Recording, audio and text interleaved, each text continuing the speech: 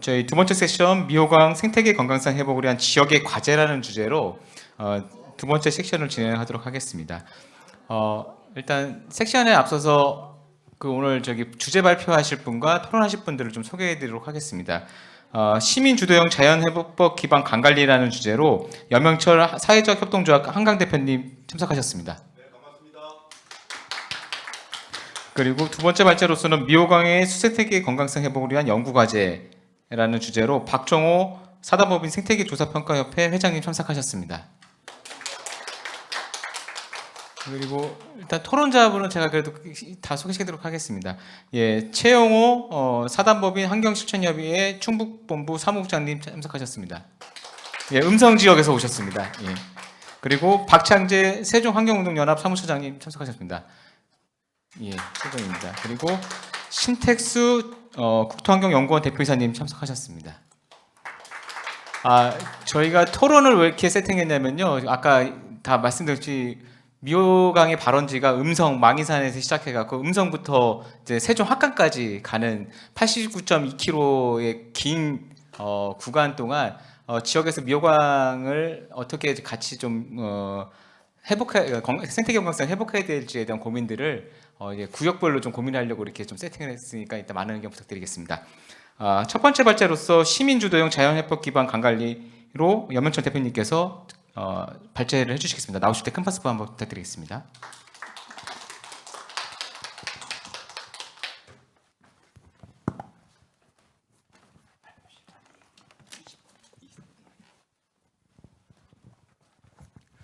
네, 반갑습니다. 여명철입니다. 다시 한번 인사드립니다. 저는 환경운동을 오래 했던 사람입니다. 그리고 환경운동이라는 것은 누구를 비판하는 거잖아요. 그래서 이렇게 해라, 저렇게 해라, 뭐 이렇게 이제 하는 것인데 그걸 한 25년 하니까 뭐 맨날 쓴소리만 25년 동안 했더니 인성에도 그렇고 별로 건강에도 그렇고 안 좋은 것 같아요. 그래서 환경운동 25년을 마무리하고 취지는 살리되 방법은 좀 바꿔보자라고 해서 누구한테 해라고 하는 게 아니라 직접 내가 하자. 그래서 강에 가서 쓰레기 줍고 생태계를 안전 관리하고 그리고 강에서 놀 수 있는 방법들을 만들어서 함께 강을 즐기다 보면 시민들이 강에서 좋은 경험도 쌓일 테고 기억도 생기지 않겠나. 그러면은 강의 소중함을 알고 강을 지키고 강을 더 좋게 만드는 일에 함께하게 되지 않을까 이런 생각을 하게 됐습니다. 그래서 지금은 사회적 협동조합 한강이라는 조합을 만들어서 활동하고 있습니다. 제가 요청받은 것은 시민 참여와 관련한 부분입니다. 그리고 또 그 중에서도 NBS를 연결시킬 수 있는 방법을 요청받았습니다. 저는 저에게 주어진 적절한 주제라고 생각을 합니다. 아까 생물 다양성 얘기를 했고 미호강의 복원을 얘기했는데 이것이 정부에 맡겨지고 그리고 그것이 업체들에 의해서 진행이 되면 결국은 우리는 계속 밖에서 쓴소리를 할 수밖에 없고 그분들로서도 볼멘 뭔 얘기인지를 모르겠다. 너네가 한번 해봐라. 이런 식의 또 갈등이 생기기가 십상이기 때문에 우리가 가능한 부분을 직접 해보자라는 것입니다. 근데 우리가 할 수 있는 부분이 생각보다 많고 굉장히 근본적입니다. 일단 NBS 자연기반 해법입니다. 자연기반 해법에 대해서 근래 굉장히 많은 곳에서 이야기가 됩니다. 그 중에서도 유럽의회나 IUCN이나 UN이나 등등에서 논의가 많았는데 공통적으로 거론이 되는 것은 자연을 모방한다, 자연으로부터 영감을 얻는다, 그리고 환경 문제만이 아니라 사회 문제, 경제 문제 등을 함께 해결한다. 이런 것이 주요한 논리입니다. 그런데 이러한 NBS라는 개념이 외국에서만 갑자기 생긴 거고 우리는 그것을 일방적으로 받아들이는 것이 아니라 사실 강과 관련한 물과 관련한 정책에 오래전부터 점진적으로 진화해 왔던 과정이고 최근에 그렇게 정비됐다고 볼 수 있고 우리나라에도 이런 개념들이 들어와 있습니다. 어디까지 들어왔냐면 국가물관리 기본계획까지 들어와 있습니다. 재작년에 우리나라 국가계획에서는 물관리 계획에서는 가장 높은 계획인데 그 국가계획에 비전에서 이렇게 이름이 들어와 이렇게 개념이 들어와 있습니다. 자연과 인간이 함께 누리는 생명의 물. 우리나라 물관리 정책 중에서 자연이 인간보다 먼저 나온 것은 이것이 처음입니다. 그 전에는 다 인간이 먼저 나왔습니다. 인간이 자연과 함께. 그 전에는 인간이 풍부하고 안전하고 마실 수 있는 이런 거였어요. 자연이 앞에 나왔습니다. 이것의 의미는 자연이 인간보다 더 중요하다. 인간은 상관 안 하고 앞으로 정책을 피겠다라는 것이 아니라 자연이 회복돼야 자연에 의한 생태계 서비스가 커진다. 이것이 더 합리적이고 효율적이다. 이런 거에 대한 인식의 어떤 발전에 따른 것이죠. 따라서 NBS라는 것이 거창하게 외국에 있는 개념이 아니고 우리 정책에도 그 전에 뭐 친자연형, 뭐 근자연형 이런 개념부터 해서 발전해 왔다는 겁니다. 그리고 그것의 좀 더 구체적인 내용으로는 자연성 회복 기본 구상, 최근에 정부가 바뀌고 폐기를 했습니다만은 어쨌든 거기에서 개념을 이렇게 설명하고 있습니다. 기존의 강이 단절되고 막힌 강, 생명을 잃어가는 강, 사람과 멀어지는 강, 맑은 물이 부족한 강인데 이 강을 살아 움직이는 강, 강이 살아 움직이는 거예요. 강을 하나의 생명체로 생각해 보는 것이죠. 생명이 숨쉬는 강, 더불어 사는 강, 맑은 물이 흐르는 강, 이렇게 바꿔보자라고 우리의 정책도 이미 나가고 있습니다. 그런데 이것이 담론 차원에서만 있고 아직 현장에서는 충분히 실현되지 못하고 있는 것이죠. 넘어가겠습니다. 그래서 우리 한강조합에서는 이 NBS에 대해서 어떻게 적용할 수 있을까 또는 시민들이 어떻게 생각해 볼 수 있을까라는 것과 관련해서 연구를 해서 우리 나름에는 이렇게 정리를 했습니다. 자연에서 영감을 얻고 근거를 두며 자연을 모방하자는 정책이다 이렇게 봤습니다. 그리고 이런 NBS 정책은 잘 실현하기 위해서는 강을 가까이서 정확하게 알고 있는 이들 공동체의 참여가 굉장히 중요합니다. NBS라는 것은 말 그대로 자연이 진행되는 것에 대해서 나름 예측도 하고 또는 자연이 이루는 곳에 대해서 겸손하게 존중하면서 적응하는 것이기 때문입니다. 그러려면은 어쩌다 한 번씩 가서 살펴보는 그런 학자들이나 전문가들로서는 제한이 있어요. 그 동네 사람들이 나름 과학적인 부분들의 지원을 받아서 충분히 뭔가 만들어 보자라는 것이죠. 그래서 강 관리의 방향, 시민이 참여해서 강을 관리하는 방향을 강의 고유성, 역사성, 장소성이 드러나면서도 생물학적 다양성과 인간의 문화적 다양성을 모두 함께 확대하는 방향으로 가보자라는 것이 저희들이 생각하는 MBS의 현실적인 해석입니다. 그래서 우리는 이렇게 강은 자유롭고 인간은 행복한 강문화를 만들어 보자. 강생공락 이런 것들을 저희가 생각을 하고 있습니다. 이런 생각을 5년여에 걸쳐서 여의도 색강생태공원에서 한번 저희가 실현을 해봤습니다. 여의도는 뭐 1920년대는 이렇게 생겼고요. 그리고 48년 홍수가 났을 때 색강이 이렇게 잠긴 모습이 있었는데요. 평상시는 전혀 잠기지 않죠. 네. 그리고 지금은 이제 이 그림입니다. 실제로 이렇지 않은데 그림인데요. 어쨌든 색강이 한 4.6km 정도 되고 130m 정도 폭을 갖고 있는 아주 길다란 띠입니다. 그리고 이것이 1990년대 중반까지만 하더라도 아무것도 나무도 없고 거의 생태가 없었던 그런 험악한 공간이었습니다. 이곳을 98년도에 처음으로 생태공원으로 그 일부를 가꾸자라는 논의가 시작됐고 그러고 나서 지금 이제 한 30년 가까이 되고 있는 것입니다. 한번 봐보겠습니다. 97년도에 우리나라에서 첫 번째로 생태공원이라는 이름으로 개장을 했습니다. 당시 생태공원인데 모습이 이렇습니다. 생태공원인데 데크가 있고 연못은 있는데 나무는 버드나무 한 그루 있죠. 뭐 다른 게 변변히 갖춰져 있지 않습니다. 그리고 나서 방치가 됐습니다. 그래서 거의 폐허처럼 됐죠. 그러고 나니까 다시 2008년도에 오세훈 시장님이 한강 르네상스 사업이라는 걸 하면서 다시 색강에 손을 댔습니다. 앞에 사업이 340억이 들었고 뒤에 사업은 560억이 들었습니다. 560억을 들여서 만든 생태공원이 이런 형태입니다. 생태공원 같습니까? 네. 생태공원의 사전적 정의는 뭐냐면요. 생태가 좋은 공원이 아닙니다. 생태가 좋은 공원은 무슨 공원입니까? 국립공원입니다. 생태공원은 생태 교육을 할 수 있는 공원입니다. 그래서 생태 교육을 목적으로 하기 때문에 세계적으로 생태 공원의 역사를 보면 대체로 훼손됐던 것을 복원해서 생태 교육을 하는 곳이 많습니다. 그리고 생태 교육을 해야 되기 때문에 완벽하게 자연 상태를 보호하는 형태가 아니라 사람이 적절하게 개입하거나 체험할 수 있도록 만들어진다는 특징도 있습니다. 이 여의색강 생태공원 같은 경우는 서울의 한가운데 있기 때문에 23만 평 정도 되는데요. 한가운데 있기 때문에 이곳에 사람이 오는 것을 제한하는 것도 불가능하고, 그리고 이것이 1년에 한두 번 정도씩 침수도 되기 때문에 이용 방법들도 굉장히 제한되어 있습니다. 이런 곳에서 생태교육을 하는 거죠.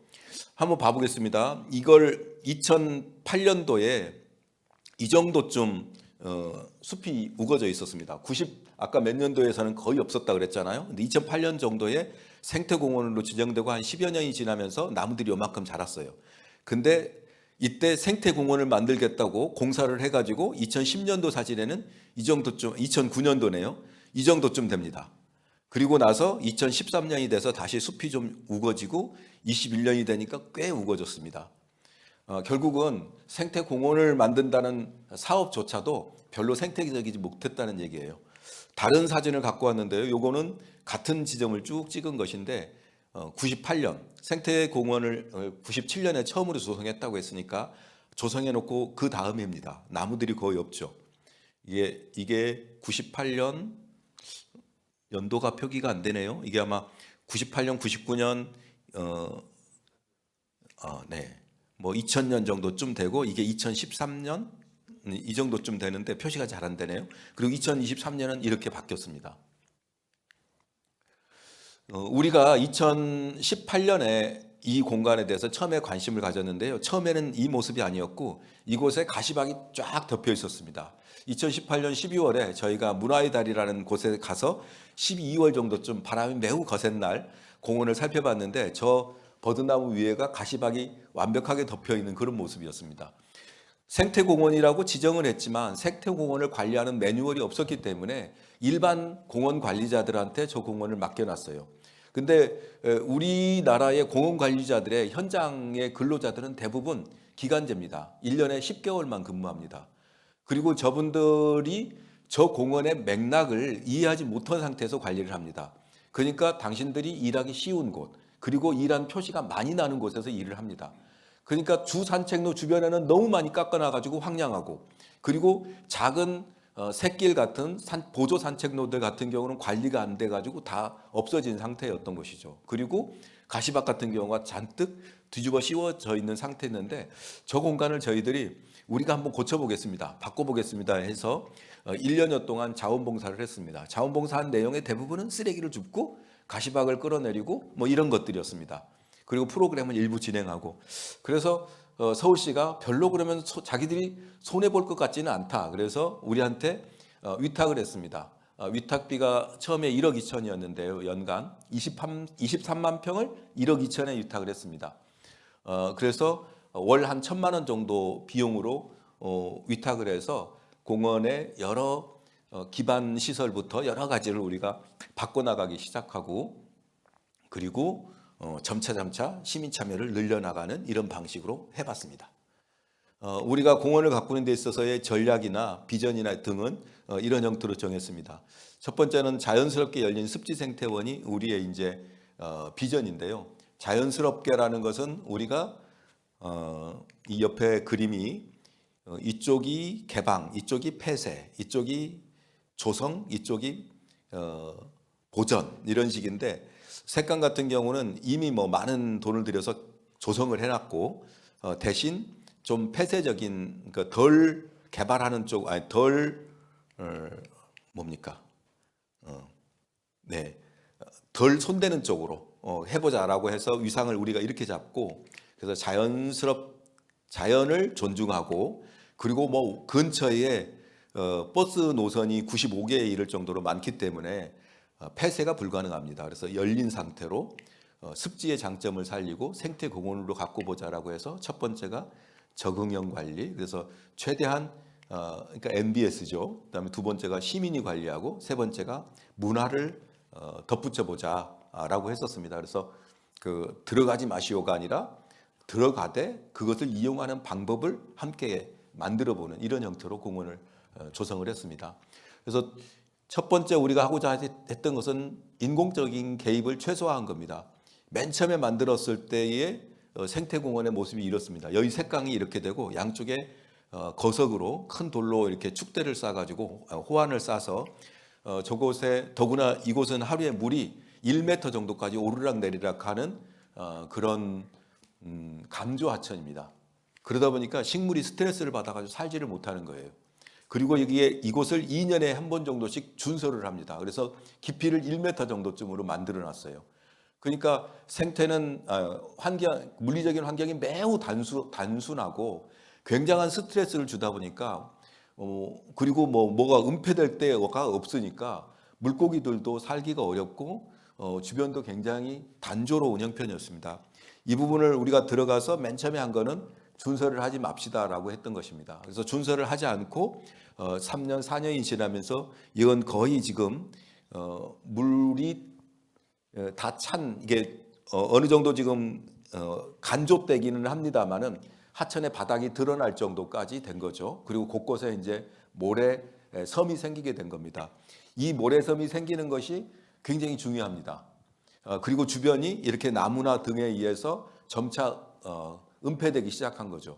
이런 과정을 통해서 동물들이 숨을 수 있고 그리고 또 새로운 모래라든지 이런 환경이 생기면서 거기에 맞는 물고기들이 들어올 수 있었던 거죠. 그래서 저희가 했던 첫 번째 것은 그리고 지금의 변화를 이끈 것의 한 90% 이상은 자연입니다. 우리가 손을 대지 않기로 한 것에서 큰 효과가 있었던 것입니다. 준설을 하지 않았다는 것. 그리고 자연의 결정에 따르는 공원 관리. 저희는 이렇게 생각을 합니다만은 위험하지 않은 고사목은 방치를 하고 또는 보호구역을 만들어서 시민들이 이용을 제한하는 그런 내용 등을 추진을 했습니다. 이렇게 방치를 하거나 이렇게 어설프게 저희가 목책을 만들어 놨는데요. 이렇게 목책을 만들어 놓으면 사람들이 안 들어갑니다. 시민들의 수준이 충분히 높습니다. 그리고 매우 좋은 것은 이것은 자원봉사자들이 한 거예요. 엄마랑 아빠랑이 같이 한 거기 때문에 아이들한테 굉장히 깊은 인상을 주는 그런 프로그램으로 남는다고 생각합니다. 그리고 많은 분들이 또 와서 걱정을 해줍니다. 아, 쟤들 진짜 돈 없는 모양이다. 그리고 이거 홍수 나면은 또 다 떠내려갈 텐데 어떡하냐 이렇게 걱정을 하거든요. 저희가 바라는 바입니다. 또 다른 자원봉사자들이 얼마든지 와서 일을 해줄 수가 있기 때문에 이런 종류의 강도나 난이도의 자원봉사 거리는 굉장히 아주 호평을 받는 자원봉사 내용이 될 수 있습니다. 그리고 그렇다고 해서 저희가 뭐 무조건 두기만 한 건 아니고 만들기도 했습니다. 매우 싫어하는 보지만 저희가 이렇게 볼을 만들어서 연못을 채우기도 했습니다. 대신 연못의 뒷면을 굉장히 완만한 경사의 여울로 만들어서 이곳은 또 다른 형태의 환경으로 만든 것이죠. 우리가 이제 이런 곳은 포크레인을 쓰기도 했습니다. 그래서 이게 없었을 때는 볼을 막지 않았을 때는 수로가 계속 깊어집니다. 왜냐하면 물을 방류하는 곳과 물을 방류하는 곳과 색강의 수위 차이가 발생하거든요. 특히 색강이 서해의 간조 영향을 받으면 밑으로 뚝 떨어지기 때문에 경사가 커지는 거예요. 그러면 계속 깊어집니다. 그래서 수로가 너무 깊고 경사가 지기 때문에 그곳에서 할 수 있는 생물들이 또 별로 많지 않아지는 거예요. 그래서 이것을 높이고 완만하게 해야지 덜 위험하기도 하고 또 생태도 다양해지는 것이죠. 이런 것들을 저희들이 그냥 해본 겁니다. 그리고 뭐 비오톱도 이렇게 만드는데요. 물론 자연 그대로 두는 것도 방법이지만 이곳은 1년에 한두 번씩 침수가 된다고 했잖아요. 그래서 이런 가지나 죽은 가지나 나무들이 떠다니면서 굉장히 복잡합니다. 그래서 저희들이 이걸 모아서 비오톱을 만들고 그리고 이거 처음에는 이게 이제 둥둥 떠다니거든요. 이렇게 만들어 놓은 상태로도. 그러니까 지금은 이제 이걸 박아서 안 떠내려가게 하고 조형물로 만들어서 만드는 과정에서의 재미를 드리는 방식으로 합니다. 그러니까 자원봉사자들이 와서 굉장히 열심히 일을 하는 방식이 되는 거죠. 그리고 저희들이 그곳은 긴 띠 형태의 공원이기 때문에 제일 좀 어려운 문제가 옆에 88도로로부터의 소음과 분진이에요. 그래서 그런 곳들은 도로변에다가 저희가 4km에 걸쳐서 2만 그루 이상의 사철나무를 심어서 생울타리를 조성을 하고 있습니다. 그게 한 3년 4년 되니까 이제 근사합니다. 그리고 생태교란종 관리를 저희는 제거라고 하지 않고 관리라고 합니다. 그 녀석들이 무슨 잘못이 있겠어요. 그래서 우리가 그리고 이 녀석들을 어떻게 제거해가지고 없애는 것도 불가능해요. 너무너무 강력하기 때문에. 가시박을 봄철에 싹이 났을 때 바로 뜯으면 굉장히 효율적이지 않냐 이렇게 생각하잖아요. 그때 뽑으면 또 납니다. 옆에 게. 그래서 1년에 4번, 5번까지 납니다. 그래서 이거를 근본적으로 어떻게 한다는 게 불가능합니다. 우리가 몇 년 싸우다가 최종적으로 선택한 것은 그 나무를 뒤집어 씌울 정도까지 올라가는데 열매를 맺어서 그 열매가 익기 전에 밑에를 자른다. 그래서 가장 적게 일을 하는 방식으로 우리가 대응하는 쪽이고, 그리고 우리가 필요한 정도까지만 관리를 한다. 얘들이랑 싸워서 도저히 우리가 이기는 거 불가능하다 이런 생각을 해보는 거예요. 그 결과로 4년 5년 만에 멸종 위기종 수달은 불과 3년 만에 돌아왔고요. 그리고 지금은 우리가 공개를 하지 않았는데 큰 소쩍새가 왔더라고요. 큰 소쩍새 같은 경우는 비교적 깊은 숲 속에서 오는 걸로 저희는 알고 있는데 지금 지난주 목요일 날 와 있습니다. 우리 동네에. 그리고 다른 형태의 동물들도 좀 있습니다.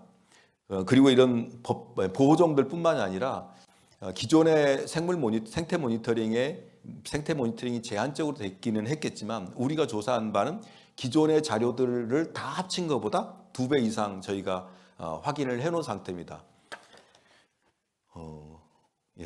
한번 다시 NBS 적용, 우리가 적용한 거예요. 무슨 공학적인 전문가들이 아니라 우리가 한 겁니다.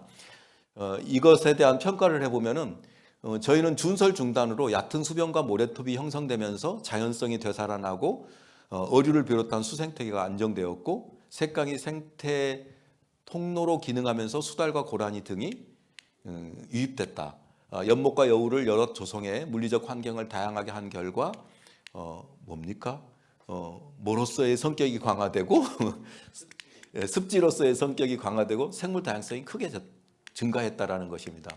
그래서 준설 중단이 우리는 크게 하나 그 원인이라고 보고 다른 하나는 보호구역을 설정한 거예요. 그래서 핵심 공간을 지키고 고사목을 방치하거나 비오토프를 설치하면서 야생 서식처를 안정시키고 먹이원을 증가시켰다. 그래서 이런 과정들을 거치면서 다른 공원과 확연하게 다른 모습과 운영 방법에 대해서 매니아층이 생겼어요. 그래서 이 공원에 지금 매일같이 산책을 하고 맨발 걷기를 하고 자기가 맨발 걷기를 하는 공간이기 때문에 빗자루를 갖고 와서 씁니다. 주저앉아서 뭘 줍습니다. 그러니까 이게 이 땅이 내 땅이라는 소유의 문제가 중요한 것이 아니라 나에게 진짜 중요한 공간이 된 거예요. 그래서 정말 정성스럽게 그 공간을 가꿉니다. 저희가 굉장히 적극적인 환경 주장이나 프로그램들을 운영하기 때문에 서울시에서 많은 견제를 받고 우리가 위탁을 받는데 그 위탁이 회지될 가능성이 충분히 높습니다. 그래서 우리의 전략은 근데 그분들한테 잘 보이려고 노력했는데 안 돼요. 도저히 저분들한테 허리를 굽힌다고 해서 될 일이 아니겠다라고 생각한 것은 굉장히 많은 이해관계자들을 만들어서 도저히 다른 팀이 운영이 불가능하게 하자라는 전략입니다.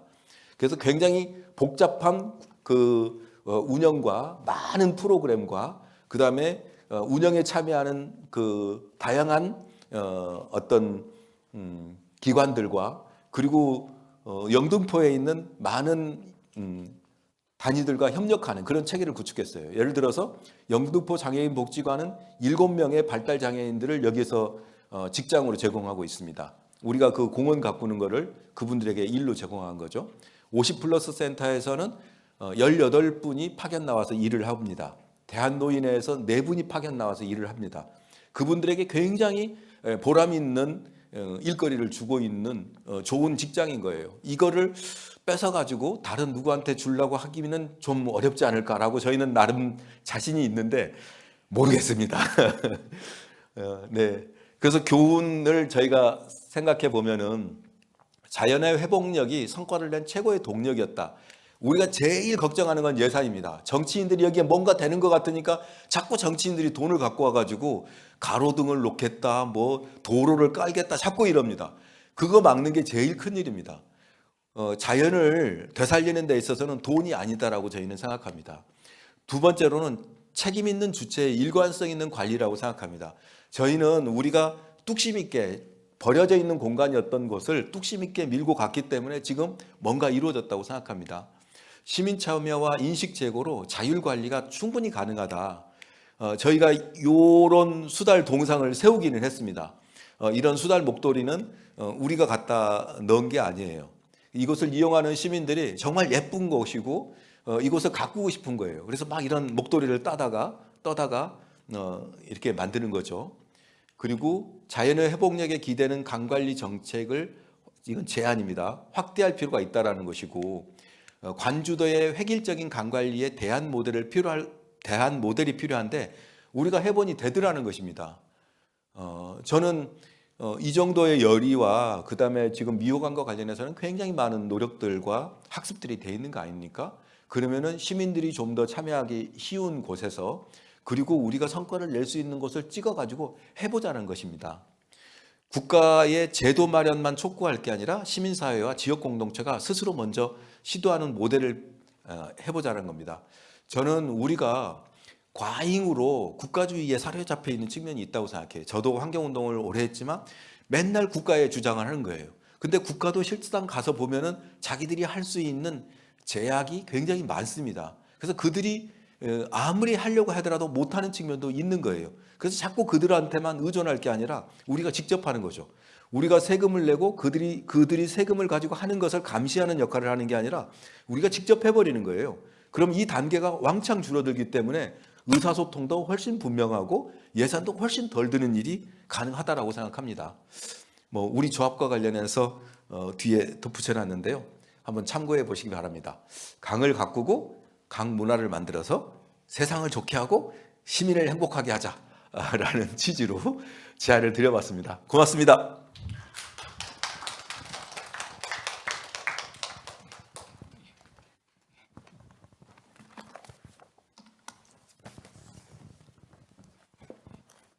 제가 아까 시작에 그 자장을 소개를 시켜드리지 않았는데요. 죄송합니다. 제가 이따가 사회를 보실 것 같아갖고 제가 소개 안 시켰는데 지금 소개시키도록 하겠습니다. 자장을 맡으실 그 문영섭 항생생태연구원 원장님 참석하셨습니다.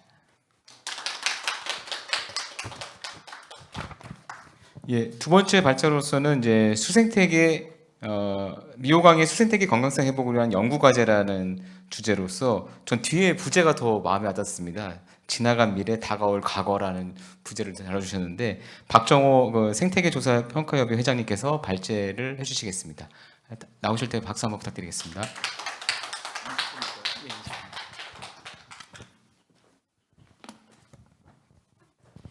네, 안녕하십니까. 생태계조사평가협회의 박정호입니다.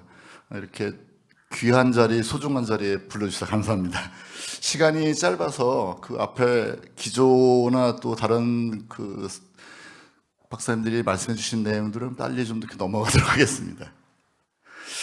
말씀 주신 것처럼 여러 가지 이렇게 연구에 대한 내용을 평생 이렇게 하고 살아긴 했지만 최근에 이렇게 그 다가온 거는 멸종위기 생물을 조사하기 전에 저희가 먼저 멸종이 되겠다, 이런 좀 위기감이 좀 있습니다. 시민의식의 개진, 그 다음에 관련돼 있는 어떤 속성들이 장기적으로 좀 돼야 되는데 그런 것들이 굉장히 잘 안 되고 있고 좀 미흡한 것 같아서 부제로 제가 이제 다가올 미래가 아니라 지나간 미래, 그 다음에 다시 또 결국은 산업화 이전에 과거의 상태로 거꾸로 다시 가는 건 아닌가라고 얘기하는 요즘 MZ세대가 고민하는 그런 환경 분야의 그 속성에 대한 거를 한번 화두로 한번 던져봤습니다.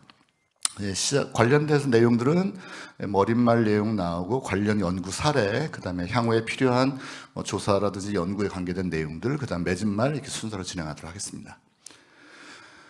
중앙일보에서 그 몇 년 전에 나왔던 기사의 내용입니다. 사실 많은 연구자들이 기후변화나 또는 생물의 멸종에 대한 것을 많이 이렇게 접하고 이야기를 하고는 있기는 하지만 사실 어떤 이 문어체에 대한 내용으로 그 촌철살인처럼 이렇게 정리를 한 것이 좀 이렇게 와닿지 않은 것이 많았었어요. 근데 이 내용을 보다 보면은 결국 그 인간의 이제 또 주변에 같이 살고 있는 생물들이 뭐 2100년, 최근에는 뭐 2050년까지도 굉장히 뭐 이런 얘기가 나오는데 이 대멸종에 대한 이야기가 점차 그 확산되고 있고 그 인식에 대한 변화가 이제 굉장히 좀 가속화가 좀 되고 있구나라고 하는 조금은 안도감도 좀 들기도 하고 반면에는 아직도 그 개발 사업이나 아니면은 우리 인간에 대한 중심성이 좀 대부분 다 편제돼 있구나라는 그런 좀 고통스러운 것도 생각하고 있습니다.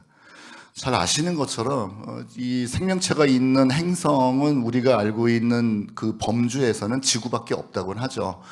지구 내에서도 사실은 어느 지역은 아직까지 개발되지 않고 사람의 손길이 닿지 않은 곳들은 잘 남아있긴 하지만 대부분의 많은 그 지역들은 결국은 우리가 석탄이나 석유와 같은 화석 연료 사용 등으로 인해서 결국 온난화에 대한 특성들이 오게 되고 그로 인해서 뭐 대표적인 사진 중에 하나입니다. 그 바딤이라고 하는 그 야생동물 학자가 이제 찍은 사진이 좀 하나 있는데요. 사실 저 북극곰 사진을 멀리서 보면은 그냥 눈이 녹아서 이렇게 대충 쌓여 있는 거로만 보여집니다. 사실 가까이서 좀 보면은 더 그 생명체가 잘 보이는데요. 맞습니다. 굶어 죽어서 아사해서 박제처럼 털만 남은 모습입니다. 그래서 제가 이 사진을 가지고 대학에서 수업을 할 때도 학생들한테 이 사진을 보고 여기서 얻어진 이 결과를 가지고 생태학적으로 설명하시오라고 하는 또 리포트를 또 내보기도 했었어요. 결국은 왜 죽었을까라고 하는 거와 어떻게 죽었을까를 동시에 고민해야 되는데 한마디로 먹을 것이 없었던 거죠. 그리고 그 먹을 것을 새롭게 찾기 위한 교육도 못 받았고 그 교육이라는 거는 부모 세대나 친구나 경쟁자를 통해서 뭔가 상황에 대한 설득력을 가져야 되는데 그럴 기회조차도 갖지 못하고 단순간에 이렇게 상위 포식자가 죽었다는 거는 사실 굉장히 좀 놀라운 얘기긴 합니다. 물론 좀 하등한 생물들 같은 경우에는 개체수에 대한 내용들이 워낙 많다 보니까 우리 인간들이 봤을 때에는 그래도 좀 살고 있지 않느냐라고 하는 착각을 일으키기도 하죠. 심지어는 조금 전에 말씀드렸던 화석 연료에 대한 내용이 가장 우리가 많이 사용하고 있는 부산물, 플라스틱, 폴리에틸렌, 폴리프로필렌 같은 이 플라스틱에 대한 내용은 우리는 뭐 지금 이 현대 산업에 대한 내용으로서 어쩔 수 없어, 구조를 바꾸기는 너무 힘들어라고는 하지만 지금 아래쪽에 보이는 이 사진은 전 세계에서 지구상에서 가장 크다고 하는 알바트로스 뭐 잘 알고 계실 텐데요. 군함조입니다. 근데 그 2000년대, 2010년대 중반에 그 사이언스, 네이처지에도 올라왔던 내용 중에 하나가 이 군함조가 미국의 서부 해안에서 굉장히 많이들 이렇게 죽은 게 확인됐었어요. 우리식으로 얘기한다면 70년대 때에 우리나라의 농경지가 보면 외갈이나 백로들이 뭐 우리가 일부러 뭐 그 잡아먹기 위해서 농약을 놔서 잡은 그런 죽은 것도 있고 또는 다른 뭐 곡식을 먹다가 또 다른 농약 중독 때문에 죽은 그런 영향이 있었는데 이런 화학 물질이 아니라 이 알바트로스가 죽었던 가장 큰 이유는 플라스틱을 섭취했기 때문입니다. 결국 한 3년간의 연구를 통해서 왜 죽었는지를 알게 됐는데 사실 그 연구의 과정이나 내용도 보면은 그 우리나라가 선진국 수준에 들었다고는 하지만은 기초과학에 대한 내용과 응용에 대한 균형성이 아직도 부족하겠구나라는 생각이 들기도 합니다. 네, 결론적으로 말씀드리면 알바트로스가 죽은 이유는 플라스틱에 갖고 있는 일부 물질과 성향이 본인이 평상시에 좋아하던 물고기, 즉 고등어나 정어리, 크릴새우와 같은 특이한 화학물질의 맛과 향을 가지고 있어서 그냥 끌려서 저거를 먹게 됐다는 거지. 그냥 뭐 아예 먹을 거를 잘못 먹었네. 뭐 이런 것이 아니었다는 것이 이제 증명이 좀 되었죠. 근데 그런 내용을 가지고 만약에 우리가 어떤 생물이 죽었더라, 뭐 어떤 뭐 문제가 일어났다라고 하는 것을 연구할 수 있는 기회가 아직 그렇게 쉽지는 않습니다. 지금은 다 뭐 이용과 편익적 측면들이 좀 많은 것 같아요.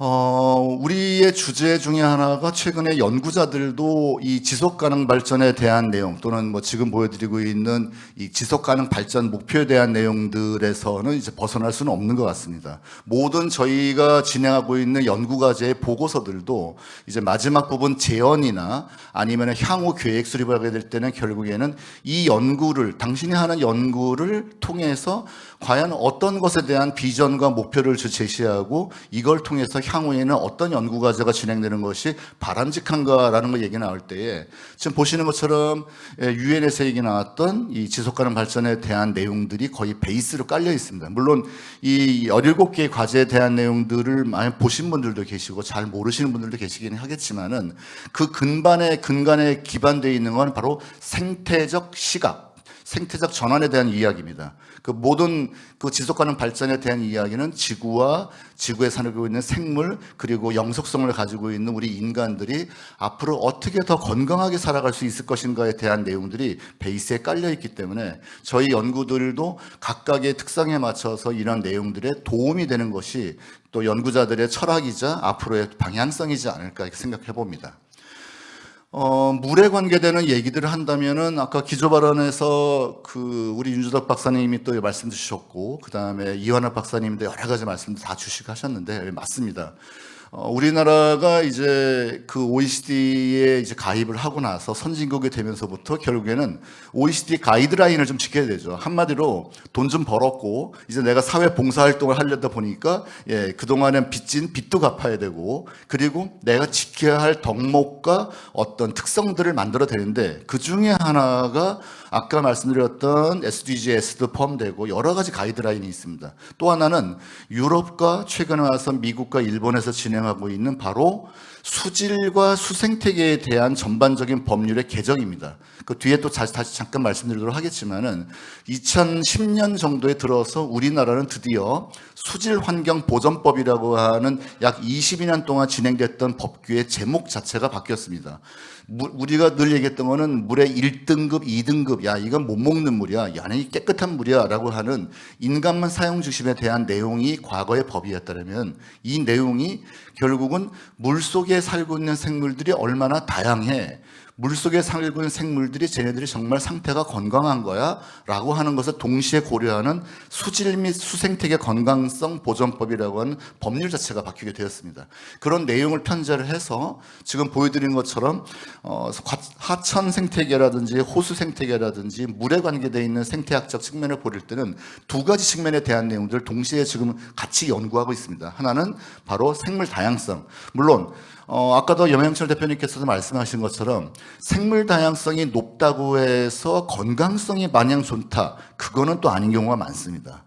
생물 다양성 같은 경우에는 오히려 특정한 지역이 새로운 어떤 생태 복원 공법으로 변경이 되었을 때에 신규로 이입돼서 들어와서 인간이 잘못 오해하는 경우도 많습니다. 아, 이렇게 복원해 놨더니만은 종이 늘었어. 근데 이거를 또 다른 객관적 시각과 비판적 시각을 바라본다고 하면은 생태적 재해입니다. 생태계가 그렇게 단순간에 수많은 생물들이 들어왔다는 것은 기회적인 요소로서도 좋은 의미가 될 수 있지만은 반대적 측면으로서는 이 주변 환경 대비해서 여기가 왜 이렇게 갑자기 바뀌었지에 대한 비판적인 대한 특성들 보여지고, 이런 상황이 불과 1년, 2년만 지나고 나면은 초기에 살고 있었던 생물의 양이나 질적인 측면들이 거의 50% 이하로 다시 다운그레이드 됩니다. 그래서 아마 시민들께서도 보신 경우가 있을지 모르겠지만은 대부분의 무슨 생태 그 복원 사업이라고 하면은 모니터링 3년 이내에 대부분 끝나버립니다. 왜냐? 3년 이내에 해당하는 예산도 반영하기 힘들 뿐더러 3년 이후가 되면은 아까 말씀드린 대로 처음 초기 상태로 다운그레이드 되어서 실제 행정자나 그 법의 위반이나 관련된 부분을 보실 때에는 효과가 별로 없네라고 하는 잘못된 또 시그널을 또 줄까봐 그런 영향도 없진 않아 좀 있습니다. 그래서 이런 것에 대한 내용들은 결국은 작은 분야라고 하더라도 장기적으로 무엇인가를 지속한다는 것이 정말로 중요하지 않을까 판단됩니다. 관련 연구 사례입니다. 뭐 내용적으로는 그렇게 중요한 건 많이 없습니다. 사실 제가 두 가지 사례를 이렇게 보여드리는 이유는요, 저희 연구자들도 굉장히 놀라웠던 그런 그 이벤트들이 확인됐기 때문입니다. 여긴 서울시입니다. 서울시에 있는 공공구입니다. 예. 여기에서 저희가 조사를 했던 그 생태계의 다양성과 생물 다양성과 생태 건강성을 했는데요. 두 가지 측면이었습니다. 하나는 일반적으로 그냥 각 생물의 분류군별로 전문가들이 공원이나 하천이나 관련되어 있는 수십 개의 지점들을 정밀하게 조사 연구를 진행을 한 거고요. 또 하나는 시민들이 참여를 했는데 이 시민들이 참여하는 거는 체험이나 일반적인 작은 교육 중심이었고 결국에는 관련되어서 직접적인 모니터링까지 하지 않은 초보적인 형태였습니다. 그럼에도 불구하고 관련되어서 시민들과 같이 참여를 해서 여러 가지 연구 결과를 해본 결과 관련 그 목적했던 여러 가지의 생태 현황 지도라든지 관련 교육 자료까지도 다 만들 수가 있었는데요. 제가 말씀드리는 그 시사점 같은 경우는 오른쪽에 있는 표를 한번 보시면 좋을 것 같습니다. 연구자들은 한정된 자원과 시간에 대한 한계성을 늘 갖고 있습니다. 그래서 많은 부분들이 시민들이 누군가가 전문가들이 와서 A 지역을 조사를 막 하는데 10종밖에 안 나왔대. 근데 시민단체나 주변인들 봤을 때는 50종이 나왔대. 이게 거짓 아닌가? 부실 아니야? 이런 논란이 현재까지 진행되고 있습니다. 그런데 저희가 이 관련되어서 물론 환경평가는 아니지만은 연구를 해본 결과 지금 보시는 것처럼 물고기만 해도 전문가만 발견한 게 10종입니다. 일반 시민들은 확인 못한 게 있었고 반대로 또 일반 시민만 발견한 게 또 한 종이 또 있었고요. 물론 그 주에는 공통으로 발견한 게 또 6종이었고 조류 같은 경우도 전문가만 발견한 건 46종, 공통으로는 21종, 시민들만 확인한 17종. 육상곤충도 다 이런 식의 교집합에 대한 상태가 나타납니다. 이것이 의미하는 것은 누군가가 잘못했다, 더 잘했다의 의미가 아니라 시간과 장소에 대한 그런 여러 가지의 특성에 따라서 관찰하거나 조사할 수 있다고 하는 여러 가지 환경적 변화를 의미하기도 합니다. 그래서 시민 참여에 대한 내용들은 반드시 필요하고 그리고 잘못된 정보에 대한 오류 검증에 대한 것들이 꼭 필요하지 않나. 그래서 저는 개인적으로는 이제 그 많은 지자체에 관련된 연구 과제를 진행할 때에 그 행정 담당하는 그 기관에 계신 분들한테 가급적이면 예산을 조금이라도 어떻게 반영해서 지역에 있는 시민단체가 좀 참여해서 관련한 일들을 좀 하시면 좀 안 되겠습니까? 라는 이렇게 말씀을 드리곤 하는데 잘 안 되고 있습니다. 예, 여기는 경기도입니다. 경기도에 옆에는 바닷가 쪽이 있고 갯벌도 있는 그런 지역의 하나의 그 지자체입니다. 예, 이것도 마찬가지입니다. 각종 개발로 인한 생태계 영향이 예상되어서 정밀조사가 좀 필요하더라라는 것이 되었고 결국 생물 다양성과 생태계 건강성에 대한 정보를 수렴하는 게 목적이었고 또 이것을 통해서 향후에 여기에 이 지역에 건강한 생태 환경 계획을 수립하는 것이 가장 중요한 목적이었습니다. 그래서 요 내용은 아까 앞에서 서울시에 봤던 내용하고는 조금 차이가 있습니다. 조금 더 진입했습니다. 시민들이. 그래서 직접 시민들이 저희 연구원들이 각 전문가별로 생물 분류군별로 조사를 하는 도중에 지속적으로 교육 프로그램들을 약 한 6주 차인가 8주 차에 걸려서 기초교육, 심화교육 통해서 교육 프로그램을 운영을 하고 더불어서 시민들이 직접 참여를 해서 생물에 대한 내용들을 조사를 하고 생물 시료를 확보를 해서 본인들이 잘 모르는 것에 대한 내용들은 사진을 찍거나 아니면 표본들을 원 전문가에게 보내서 동정을 받는 식의 그 크로스 카운트를 좀 했습니다. 그러다 보니까 여기서도 동일하게 좀 특이한 특성들이 나타나는데 이게 뭐 결과물입니다. 예, 여기도 보다 보면은요, 시민들은 물고기를 9종밖에 확인을 못했는데, 역시나 뭐 전문가들은 14종을 확인했습니다. 뭐, 한마디로 밥값은 한 건 거죠. 예, 그런데 깜짝 놀랐던 게, 시민들이 물 속에 사는 다슬기, 가재, 뭐 하루살이 같은 저서생물 같은 경우는 50종이 넘게 확인됐는데, 전문가 그룹은 그거의 반도 안 되는 28종 확인했습니다. 역시나, 시기별 특성이거나 관련된 내용들이 조금씩 달라진다고 하면은 생물의 분포나 질의 양에 대한 것들이 이렇게 변할 수 있구나라는 것을 보여주고 있고 이런 것이 결국에는 그 지역의 생태와 환경에 대한 정보가 좀 더 세밀하고 또 정확한 정보가 기록될 수 있지 않았는가라고 판단이 됐습니다. 향후 필요한 조사 연구 사업은 좀 빨리빨리 넘어가도록 하겠습니다. 아까 말씀드린 것처럼 우리나라나 국외나 물을 통합해서 관리하겠다. 즉 과거에는 이수나 치수에 대한 목적으로 갔다고 하면은 지금은 생태적 측면이 기반이 되어서 수질 유량을 같이 보는 시각으로 많이 바뀌었습니다. 이런 측면은 굉장히 중요하게 되었죠. 그래서 학술적 개념은 아까 앞에서 말씀 주신 내용들처럼 수생태계 건강성이라는 것도 있고, 하천이 중간에 보나 구조물로 인해서 이어지지 못하고 블로킹, 즉 단절이 됐느냐라는 걸 평가하는 하천의 연속성도 있고, 이러한 결과를 바탕으로 해서 전반적으로 이 유역에는 어떤 문제가 있고 어떤 특성이 있는지를 파악하는 하천 훼손 진단이라는 것도 있습니다. 굉장히 많이 발달을 했습니다. 우리나라도. 이 내용에 따라서 일반 시민들은 지금 그림 보여드린 것처럼 지금도 물을 가지고 1등급이다 2등급이다 하셨던 분들은 이제 기성세대이시고요. 이제 물에 대한 등급을 얘기를 하겠다, 건강성이겠다 하면은 여기 보시는 것처럼 매우 좋음, 보통, 약간 나쁨, 매우 나쁨이라고 하는 5개의 등급입니다. 교과서조차도 바뀌었습니다. 이젠 등급 얘기하고 한다면 결국은 우리가 MZ세대하고 연결이 되는 그 가능성들이 또 없어지게 되겠죠.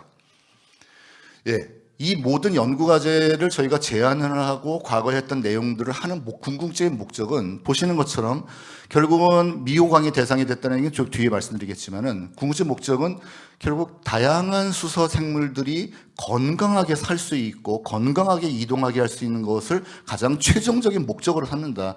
나머지 인간에 대한 이용이나 편리적 특성들 같은 경우에는 부가적으로 가야 된다는 게 가장 큰 주요점이기도 합니다.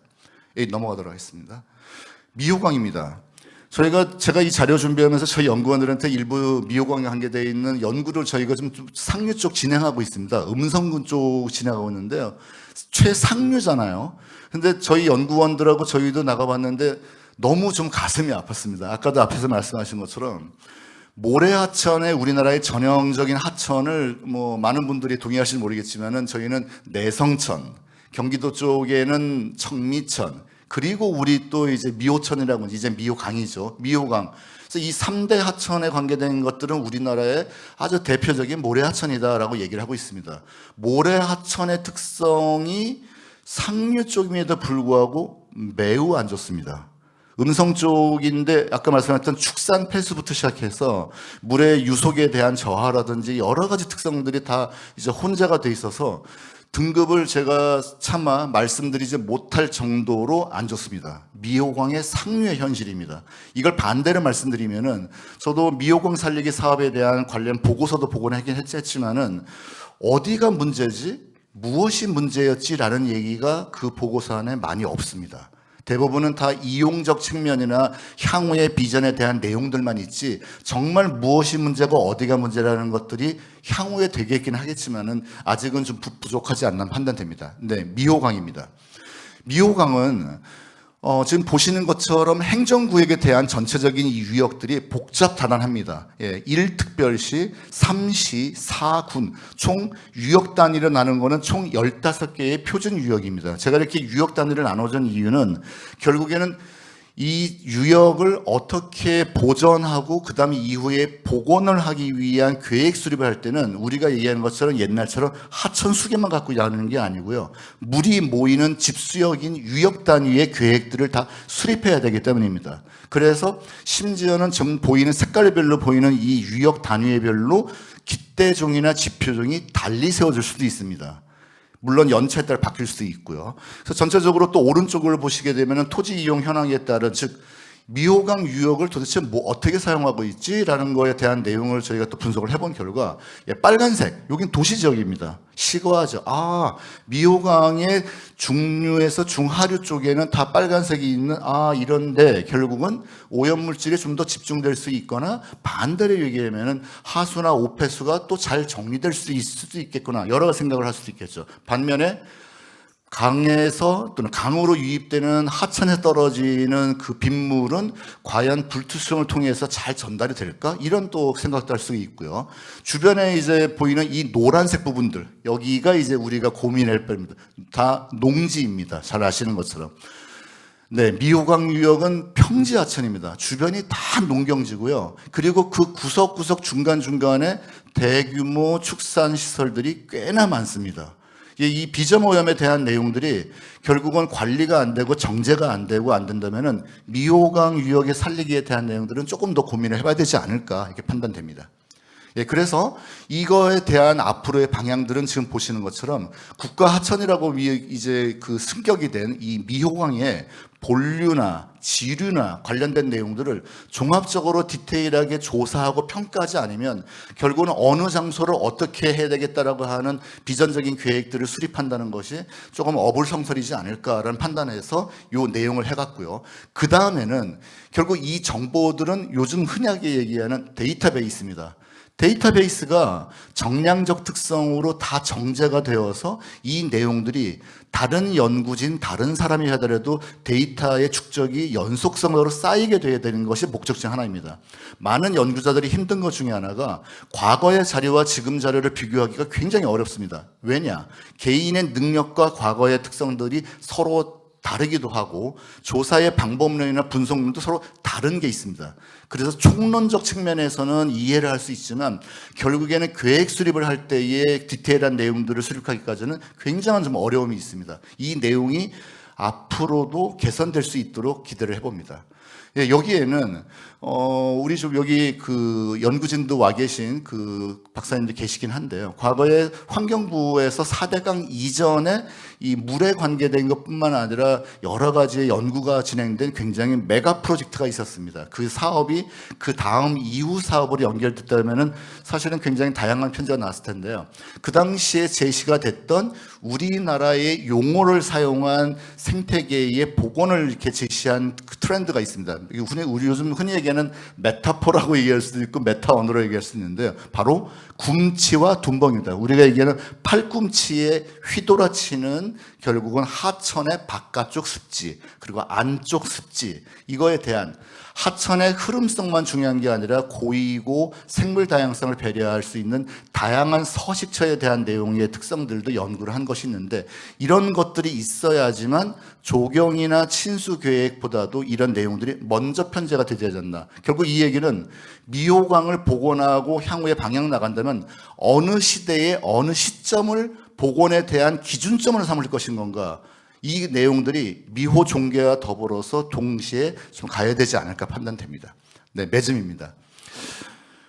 제가 자주 사용하는 그 그림 중에 하나입니다. 뭐 일본 애들에서 이제 국토교통성에서 나왔던 건데요. 이 당시에 2000년대 초반에 유행했던 단어가 생태 네트워크였습니다. 한마디로 도시에서의 숲, 도시에서의 하천, 도시에 살고 있거나 농촌에 살고 있는 사람과 동물에 대한 여러 정보의 교류와 다양성 이런 것들 내용인 건데요. 이 내용들에 대한 것들을 지금 제목 보여드린 것처럼 네, 맞습니다. 시민하고 같이 가야 됩니다.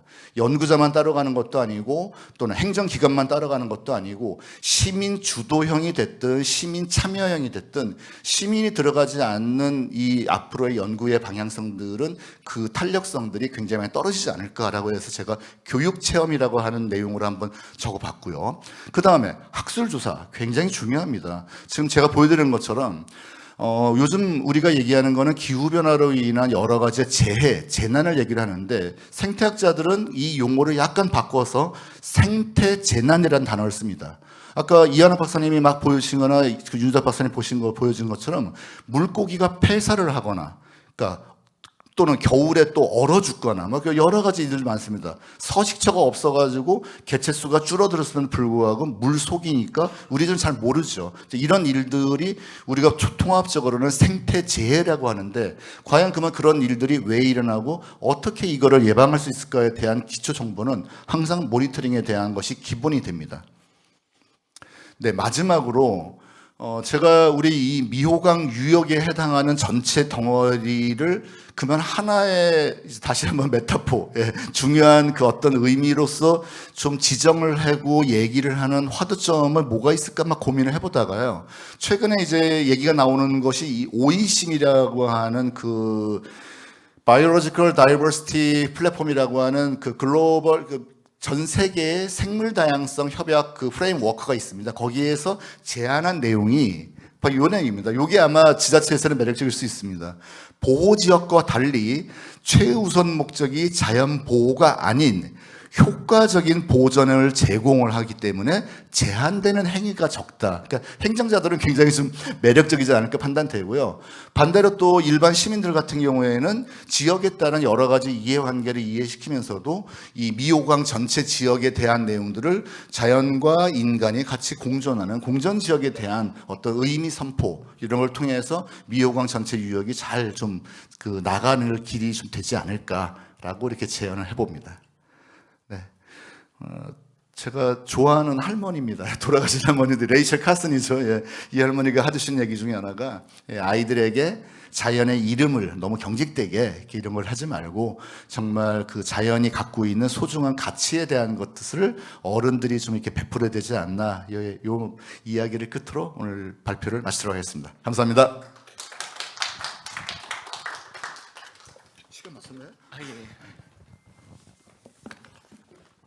바로 토론을 진행하겠습니다. 저희 자리 세팅하는 동안 지금 잠시 좀 기다려 주시고요. 저희가 생문다양성 포럼 말씀하신 대로 지금 계속 앞서 포럼과 뒤에 포럼도 시민 참여형, 시민 주도형에 대해 강조되고 있는 시점에서 저희가 이제 아까 지역 거버넌스들을 어떻게 구축하고 어떻게 유지 관리해야 될지에 대한 고민들을 지금 계속 갖게 되었습니다. 지금 준비가 다 됐으니까요. 그 발제하시는 자장하고 발제하시는 두 분, 토론하시는 세 분 모두 앞으로 나와 주시기 바라겠습니다.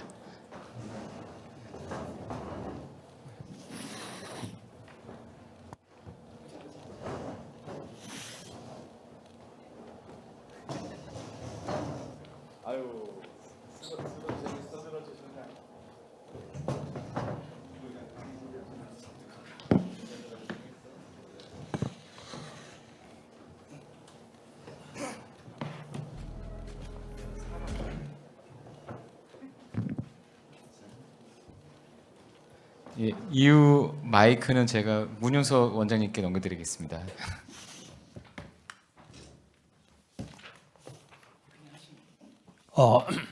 반갑습니다.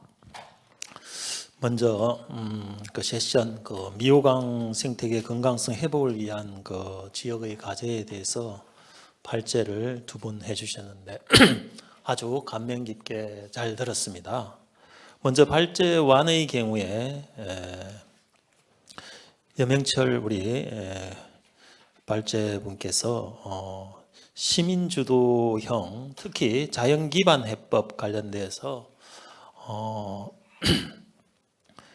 여의 색강 생태공원에 대해서 성공 사례를 잘 설명을 해 주셨습니다.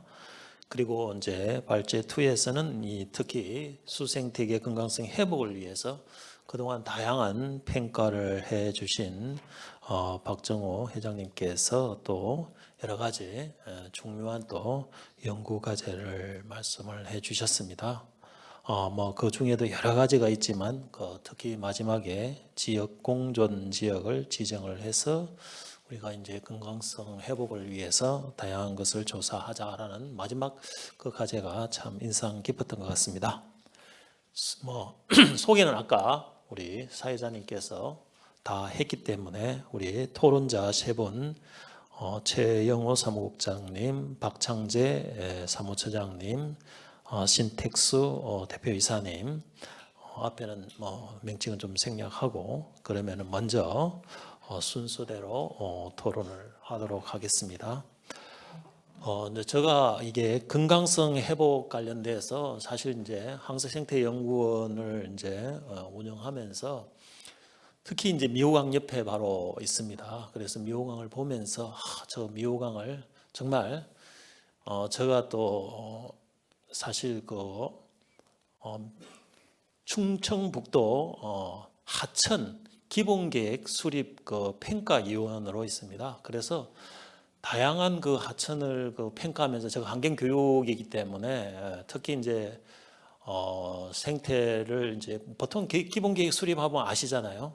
기본 내용들 뭐 다 새롭게 뭐 이런 거기 때문에 그래서 가급적이면은 저희는 이제 생태 건강성 가능성이 있는 곳에 대해서는 개발을 좀 자제하고 있는 그대로 좀 유지를 하면서 기본 계획을 수립하자라고 이제 제안을 많이 하는데 어쨌든 오늘 두 가지 측면에서 실제 우리가 자연성 회복했던 여의 색강공원 관련돼서 보시고, 그 다음에 또 이것을 또 앞으로 우리가 이제 중요한 게 미호강 살리기 이제 프로젝트가 될 것 같은데, 이 부분에 대해서 우리가 토론자 어떻게 생각하시는지 먼저 최영호 환경실천연합회 충북본부 사무국장님께서 토론을 하도록 하겠습니다.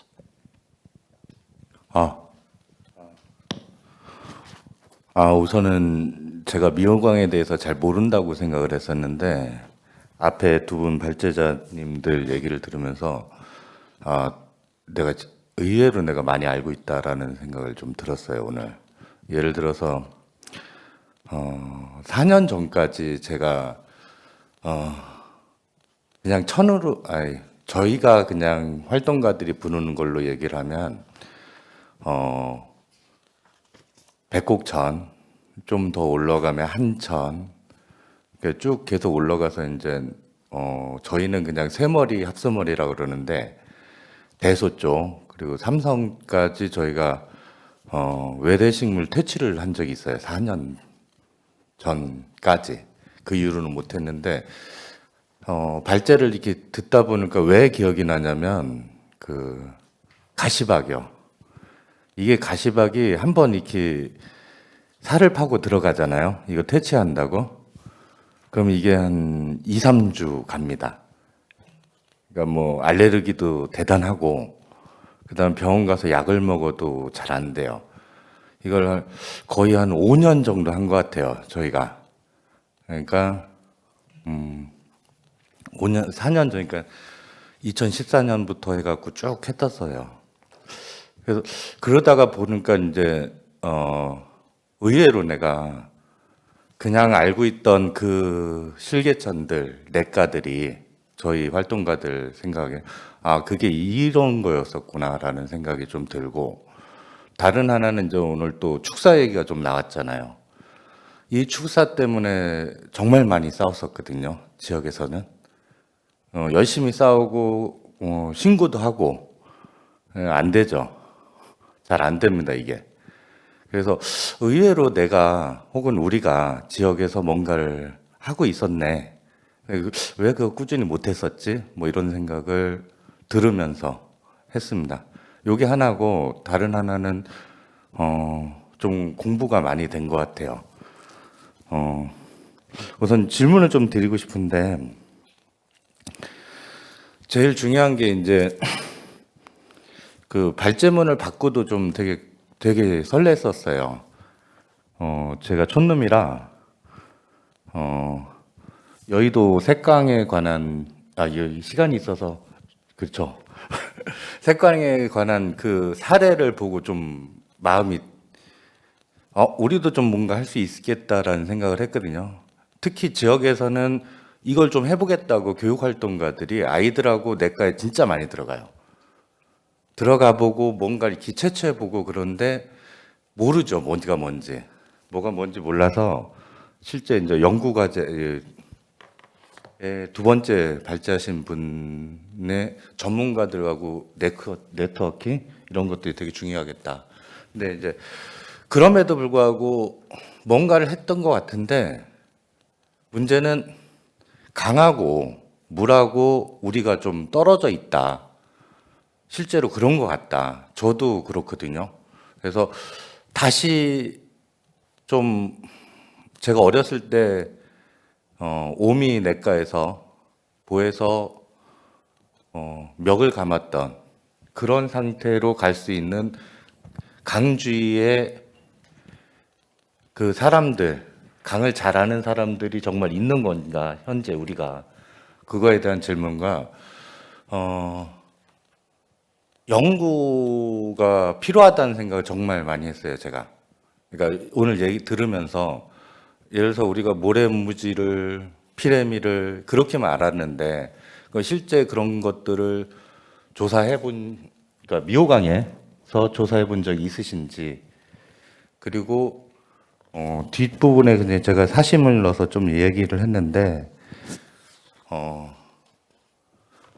물에서 좀 놀 수 있었으면 좋겠다라는 생각을 정말 많이 하는데 실제로 음성의 대부분의 교육활동가들의 고민이 하나 있어요. 여름마다 뭐를 만드냐면 야외 풀장을 만들어요. 그래서 우리가 어렸을 때 내과에 가서 그냥 들어가서 놀았던 것처럼 그렇게 만들 수는 없는지에 관한 것에 대한 고민이 좀 있거든요. 해보려고도 해보고 이 정도로 질문을 좀 드리겠습니다. 예, 감사드립니다. 여러 가지 이제 실개천 활동을 하면서 나름대로 열심히 뭘 하고 계셨던 것 같아요.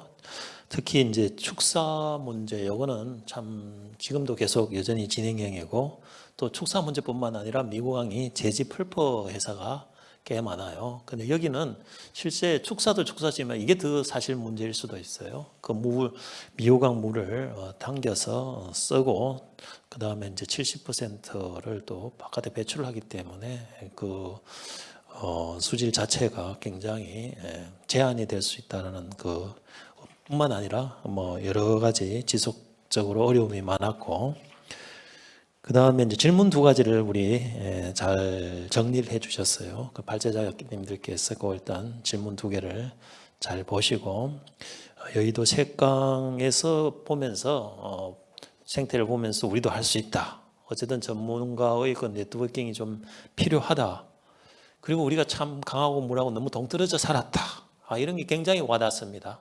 그래서 앞으로 이런 것들을 좀 더 가깝게 하면서 뭔가 우리가 할 수 있는 일을 좀 찾아봐야 되지 않을까 한번 생각을 해봅니다. 예, 그러면 다음 발제는 우리 박창재 세종환경운동연합 사무처장님께서 해주시겠습니다. 네. 저 이제 미호강 끝자락이면서 다시 금강 분류와 합쳐져서 서해로 흘러가는 이제 금강 미호강을 접하고 있으면서도 금강에서 놀고 있는 박창재라고 합니다. 저는 뭐 민물고기나 특히 뭐 생태 생물 뭐 이쪽에 전문가는 아닌데요. 저는 이제 미호종계하고 흰수마자 또 모래강 지금 상황이 어떤지 그리고 제가 일단 요청받았다고 하기는 그렇고 주문을 받기로는 그 미호강 생물 다양성 보전을 위해서 세종 지역에서 함께 협력해야 될 것들 뭐 이런 것들을 좀 얘기해 주시면 좋겠다 그래서 요 두 민물고기를 좀 얘기하고 모래강을 얘기를 좀 드리려고 합니다. 최근에 우리 여명철 이사장님 그 뭐 생다진천 생물 다양성 진천 뭐 이쪽 그 사업 활동하시면서 17년 만에 본류에서 지천이 아닌 본류에서 미호강 본류에서 미호종계가 발견됐다. 그래서 너무 기뻤고요. 지금도 잘 있겠죠. 네. 저는 예전에 정말 감동적으로 그 백곡저수지 유입부 쪽에 미호종계 집단 서식지를 다 아실 거예요. 아마 10여 년 이상을 아마 그쪽에 근데 이제 하천정비나 여러 가지 토사 이물질 뭐 이런 것들 때문에 나중에는 이 서식지가 지금 계속 또 복원한다고 멸종위기종 복원한다고 또 치어 방류도 하고 뭐 했는데 실제 그 민물고기 연구자분들 중에 몇 분들은 이 방류하고 치어 방류 뭐 이런 복원에 대해서 되게 반대하시더라고요. 그 서식지 복원이 더 중요한데 서식지 생태계 뭐를 어떻게 다시 뭐 복구를 하든 잘 뭐 만들 생각을 안 하고 자꾸 치어 방류만 하고 하냐 뭐 그래서 반대하는데 정말 엄청 고운 모래 정말 이게 이제 물 속에 있을 때는 이제 밟았을 때 이제 느낄 테고 이게 이제 물 위에 드러났을 때는 그 손에 이렇게 모래를 담으면 그냥 스르르 하고 모래시계 있죠? 모래시계 아주 입자가 고운 아주 가는 이런 모래들. 그래서 이것도 좀 두툼하게 쌓여야 미호종계가 그 안에 몸을 숨기고 쉽게 숨고 뭐 이럴 수 있는 곳인데 이게 방대하게 펼쳐져 있던 그리고 유속도 좀 있었고 그래서 정말 잊혀지지가 않을 정도의 저는 원 없이 미호종계를 이때 많이 봤었는데요. 이게 본 사람과 안 본 사람은 다를 것 같아요. 그죠? 여러분들도 아마 보신 분 계시겠지만 꼭 안 보신 분은 꼭 보셨으면 좋겠습니다. 저희가 물고기 학교 뭐 이런 것들 자주 하니까 그런 데는 꼭 한번 바쁘시더라도 꼭 가셔서 보시면 좋을 것 같고요. 그 세종에 이제 미호종계 서식지가 두 군데가 있어요. 그 미호강과 관련돼서는 이제 미호강 최 끄트머리 하류인 합강 금강 분류와 만나기 전에 그 미호강 여기는 이제 환경부에서도 계속 그 복원 지역으로 계속 치열을 방류하고 하면서 복원 지역으로도 돼 있는 곳입니다. 지금도 많이 확인이 되고 있는 곳인데 최근에도 했고요. 근데 여기에 기영 개체, 기영의 그 미호종계가 종종 발견된다고 합니다. 그 미호강의 수질이 여전히 문제가 아닌가 싶은데 이런 조치가 좀 같이 돼야 될 것 같고요. 최근에 우리나라 민물고기 연구자의 대부인 또 우리 청주 출신에서는 손영목 교수님이 있었죠. 민물고기 보존협회 회장도 하셨던 김익수 전북대 명예교수님이 우리나라의 18종의 신종을 발표하셨어요. 그러니까는 일본 학자까지, 그러니까 외국 학자들이나 일본 학자들이 쭉 한 이후에 한국의 전문가들이 총 30종인가 40종을 신종을 발표했는데 그 중에 18종을 했으니까 뭐 거의 대단하시죠.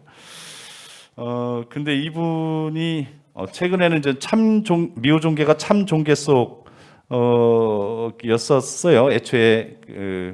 애초에는 기름종계 속으로 해서 코비티스 쪽이었는데 이게 이제 다시 익소키미아라고 그래가지고 참종계 속으로 그 발란트 교수가 이제 이거는 익소키미아 당신의 업적이다. 그래서 참종계 속에 대해서는 이제 익소키미아를 이제 붙였는데 이게 다시 환원이 됐대요. 그 코비티스로. 그거를 오래전에 했다는데 저는 최근에 알게 돼가지고 하여튼 그렇습니다. 이게 가는 점들이 가로로 4줄 크게 이제 4줄이 있는 특징이 있어요. 뭐 하여튼 그 물고기 전문가 이름을 붙여가지고 무슨 반문이라고 하는데 감베타 반문인가? 라고 하는데 뭐 그게 있는 특징이 있답니다.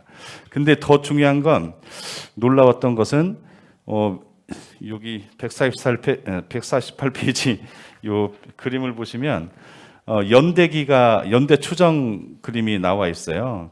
근데 보면 이게 한 단위가 100만 년 단위인데 미호종계가 이게 흑백이어서 잘 안 보이는데 가운데쯤에 미호종계가 있는데 다른 종계들 보면 종계나 미꾸리들 종을 보면 이게 중간중간에 이제 최근이라고 하긴 그렇지만 이제 500만 년 전이나 뭐 1000만 년 전에 이렇게 이제 그 나온 것으로 이렇게 이제 갈라져서 나온 것으로 보이지만 미호종계 같은 경우는 거의 뭐 1780만 년 전 정도로 추정되는 그런 연대를 갖고 있는 거예요.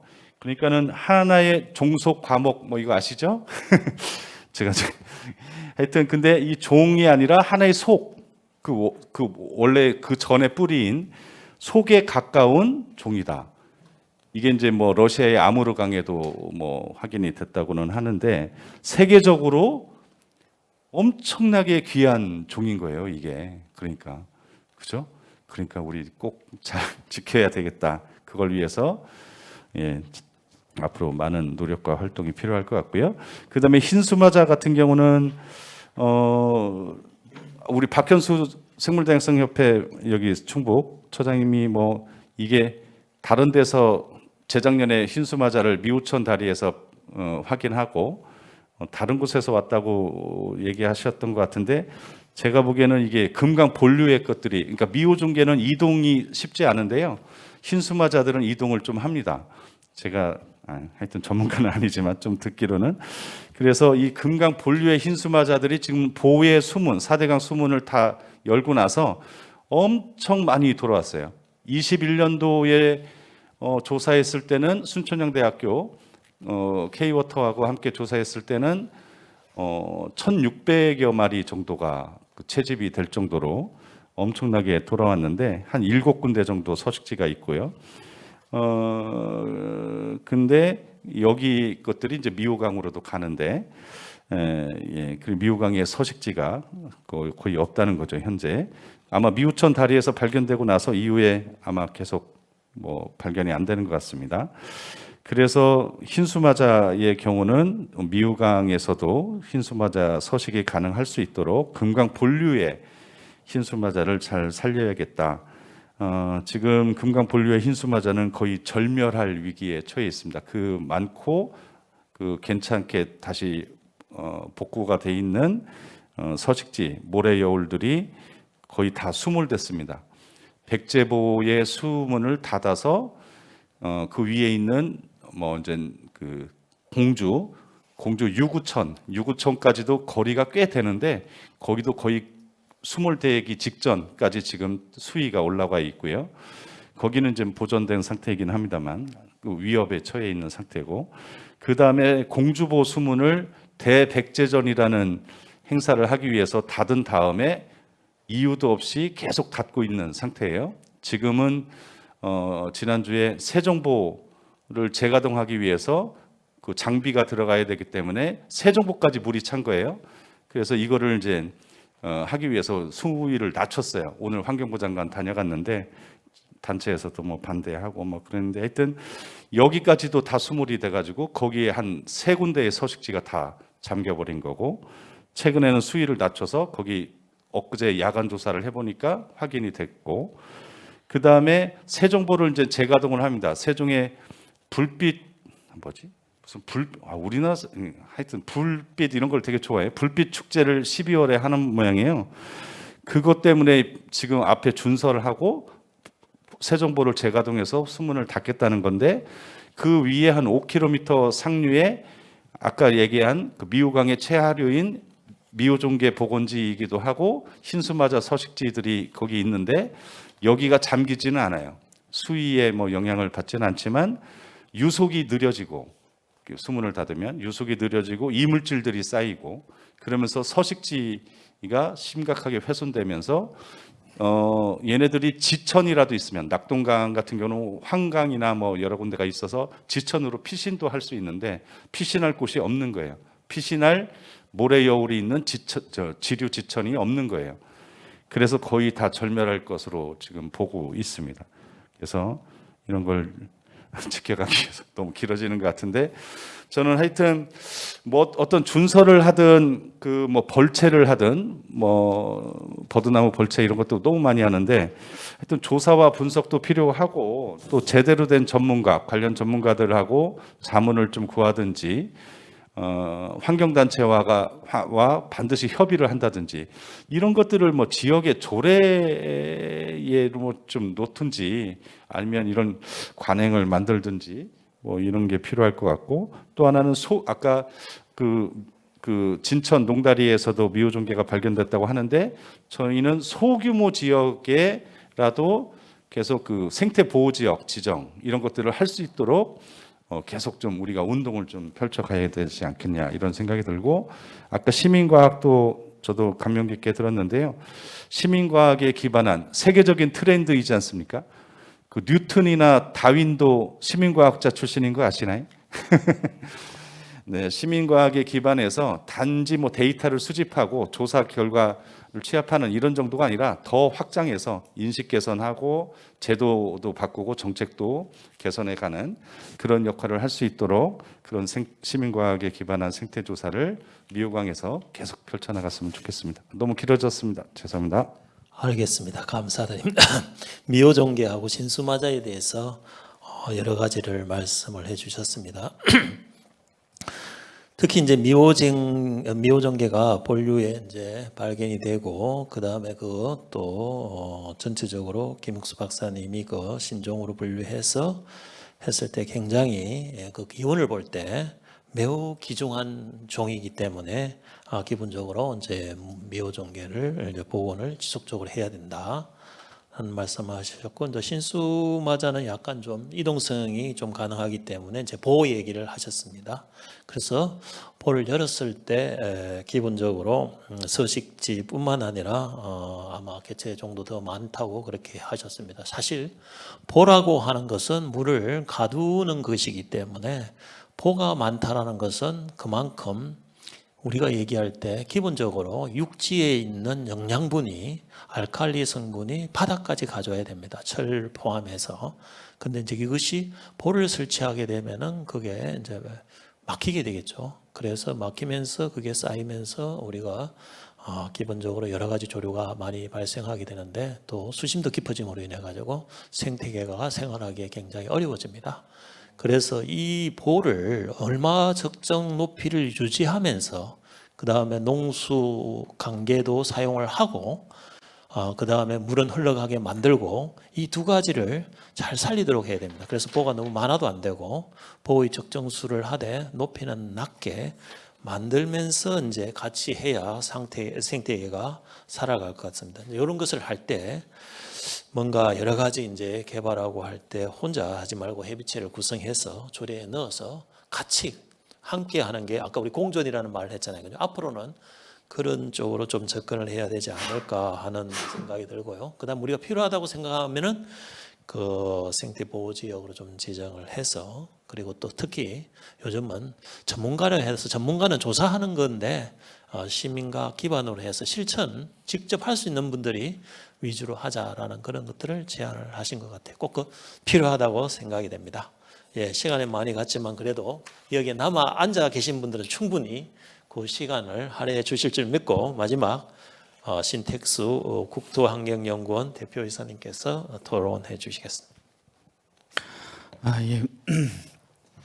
하여튼 저는 그 어떤 저희들이 살아가고 있는 어떤 환경에 있는 그 현황을 조사한다던가 아니면 이제 저희들 동식물상이 같이 살아가고 있는 그러한 이제 생태 현황을 조사한다든가 그런 일도 하고 그 다음에 수질을 어떤 처리를 하는 그런 환경 처리 기술을 개발한다든가 아니면 뭐 개발 사업을 하는 데 있어서 환경영향 평가를 한다든가 뭐 이런 일들을 하고 있는 이제 국토환경연구원의 신택수입니다. 저희들이 그 포럼을 참석할 때마다 이제 관계되는 그 어떤 엔지니어로서 참 어깨가 무겁다, 책임이 좀 책임감이 많이 느껴지고 뭐 그렇긴 합니다. 저희들이 이제 고대 문명의 발생지부터 현대에 이르기까지 인간의 삶은 이제 풍부하고 깨끗한 그 생명의 강과 함께 해왔다고 할 수 있겠습니다. 하천을 중심으로 한 생태학적인 균형 그리고 생명의 다양성은 함께 사는 도시민들의 삶의 질과 밀접한 관계가 있다고 할 수 있고 그런 부분을 부정하시는 분은 없으실 텐데요. 이러한 수생태계의 건강성에 대한 관심은 이제 나날이 알고 있고 나날이 고조되고 있다고 할 수 있는데 그런 것들이 현실임에도 불구하고 아직 안이하게 대처하고 있는 것이 아닌가 이런 반성도 해보게 됩니다. 이러한 시기에 우리 이제 충청북도 지속가능발전협의회가 주체가 돼서 어떤 그 지속가능한 강과 생물다양성의 현황 보전 방안에 대한 이런 모색을 하는 포럼이 굉장히 뜻깊다 또 반갑다 이렇게 말씀드릴 수 있겠습니다. 앞서 두 분의 그 여러 가지 발제자분들의 훌륭한 연구 사례와 좋은 그 제언 정말 잘 들었고요. 저희들이 그 미호강을 중심으로 발생하는 그 생태계 교란 이런 것을 극복할 수 있는 방안에 대해서 저는 딱 3가지 정도만 강조를 하고 싶습니다. 첫째, 가장 먼저 기본적으로 저희들이 해야 될 일 중에서 가장 정확한 그 미호강의 생태계 현황을 제대로 파악하기 위한 활동이 좀 필요하지 않은가 생각을 해봤고요. 긴 구간의 미호강을 구역별로 구분해서 도시화 증대로 인한 생태계 영향이 어떤 것인지, 그리고 생태계 보건 및 해육 활동이 어떤 효과를 가지고 있는지 조금 장기적으로 제대로 파악이 되어야지 제대로 된 진단과 관심, 대책이 수립될 수 있지 않을까 이런 생각을 하게 됩니다. 두 번째로는 이제 계속 앞서서도 강조되고 있는 미호강을 중심으로 한 지역의 거버넌스 활동, 이런 거버넌스 구축과 활동에 대해서 저도 다시 한번 강조를 드리고 싶습니다.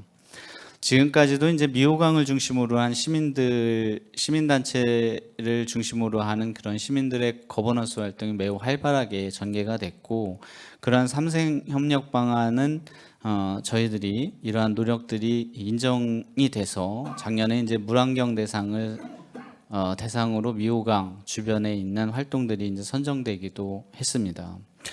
이러한 활동들이 이제는 이제 정례화되고 조직화되어서 실제적으로 미호강의 수질과 생물 다양성이 더 이상 이제 보호받을 필요가 없을 때까지 지속적으로 추진돼야 할 것으로 생각이 됩니다. 저희들이 학교를 다닐 때 청주에서 학교를 나왔습니다만 그 구획을 나누어서 하천 둔치 우리가 이제 미호천 중심으로 해서 제초 작업을 하던 생각이 납니다. 시민 거버넌스 활동을 통해서 이러한 기화식물이나 생태계의 교란식물이 적극적으로 관리되어야 할 것 같고요.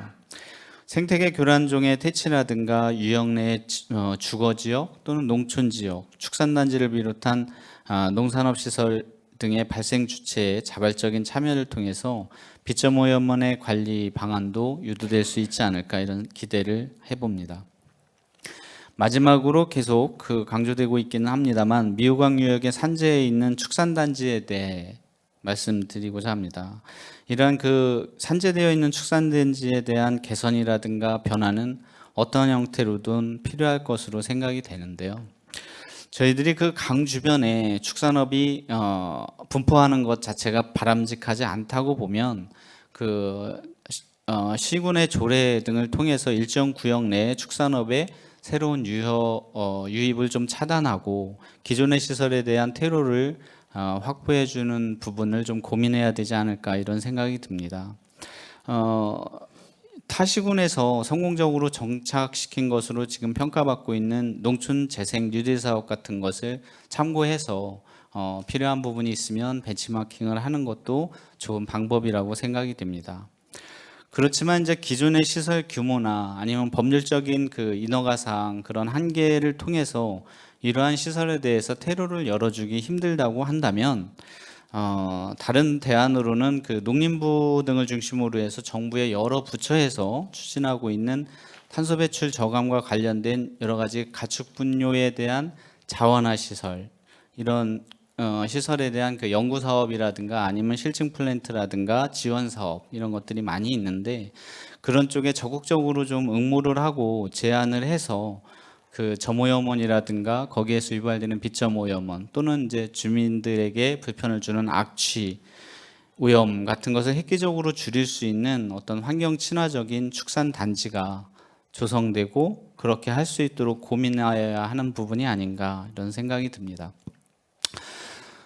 지금까지 제안드린 바와 같이 충북의 젖줄인 미호강이 생태 다양성 회복을 위해서는 이제 강 주변에 사시는 주민분들, 그 다음에 행정가, 전문가들의 많은 노력과 다양한 시도가 경주되어야 될 것으로 보고 있고요.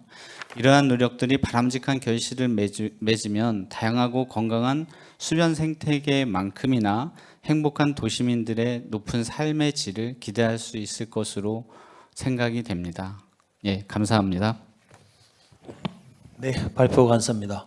혹시 우리 미호강 관련돼서 수생태 해낭도 이런 거 보신 분 있나요? 혹시 여기에 전체적으로 아마 그런 그림이 좀 없는 것 같아요. 아까 이제 여의도 생태공원 같은 경우는 그래도 또 뒤에 이제 평가하시는 분도 마찬가지고 그런 우리 해낭도 수생태 해낭도가 꼭 좀 필요하지 않을까 하는 생각이 먼저 듭니다. 그래서 이제 그런 조사가 첫 번째 좀 필요하다고, 해낭 파악이 좀 필요하다고 말씀하셨고, 그다음에 이런 거 할 때 뭐 아시다시피 이 거버넌스 아까 서울에서도 그 여의도 색강공원 마찬가지에도 이게 정부하고 어쨌든 시민단체 전체 거버넌스 연결이 잘 될 때 이게 또 가능하다는 생각이 들거든요. 참여자도 마찬가지고. 그래서 이 미호강도 또 그런 식으로 좀 구성을 해야 되지 않을까. 제가 이제 청주시 인수위원으로 좀 있었는데 그때 이제 미호강 살리기 부분 했는데 이게 이제 국가 하천으로 구분이 되면서 개발을 별도로 할 수가 없다.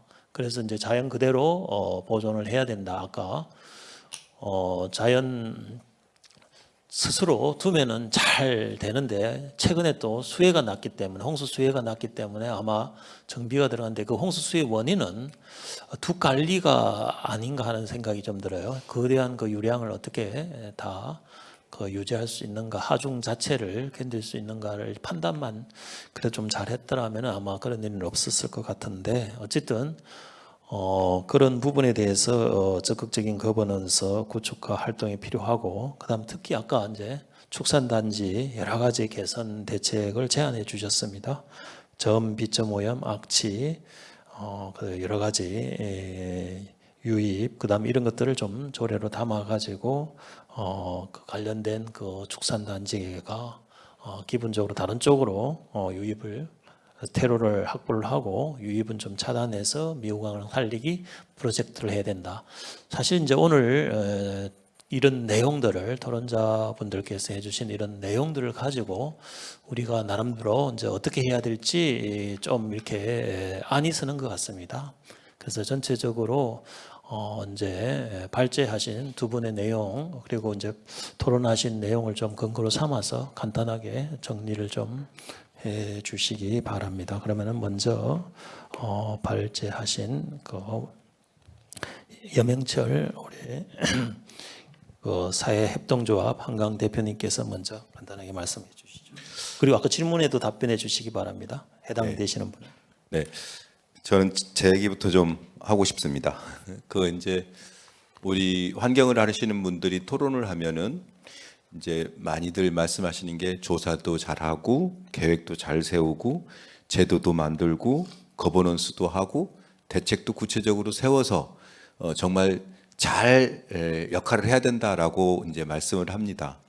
그런데 이 순간 현재 진행형이죠. 준설이 이루어지고 제방이 쌓이고 하천이 훼손이 됩니다. 우리는 계속 더 많은 것을 생각해서 준비해야 된다고 얘기를 하는데 파괴는 이루어지고 생물 다양성은 더 나빠지는 거죠. 그래서 저는 우리가 더 좋은 방안을 만드는 것도 중요하지만 지금 할 수 있는 일부터 해야 된다고 생각합니다. 자기가 가까이 있는 곳에서 해야 된다고 생각하고 그렇게 하기 위해서는 우리만 좋은 게 아니라 시민들의 호응을 받을 수 있고 시민과 함께 할 수 있는 일들을 찾아내야 된다고 생각합니다. 요즘에 젊은 층들에서 의외로 자원 활동이 굉장히 열풍입니다. 그래서 저는 줍깅도 열심히 하고 교란정 관리도 같이 해보고 그리고 하다못해 저희가 지금 진천에서 미호강의 생다진저 프로젝트를 꽤 크게 시작을 한 상태인데요. 하다못해 돌다리가 있는데 이 돌다리 사이에 이물질들이 껴가지고 보역할을 하면서 미호종계의 서식처를 쭉 좁히는 역할을 합니다. 이런 걸 치우는 것부터라도 해보자는 겁니다. 이렇게 하면은 사람이 모이고 그리고 언젠가는 바뀔 수 있을 거다라는 생각이 들어서 뭔가 해보자라는 말씀을 강조하고 싶고요. 저에게 직접적으로 이제 질문은 최영호 국장님께서 이제 두 가지를 해주셨는데 첫 번째로는 하천의 지역민들, 지역의 시민단체들이 함께한 사례, 또 뭐 전문가들과 네트워킹한 사례 이런 것들을 이제 물어보셨는데 많습니다. 의외로 굉장히 많고 좋은 사례도 많고 그리고 그들이 무엇보다 중요한 것은 그런 활동을 하면서 행복해한다라는 것이죠.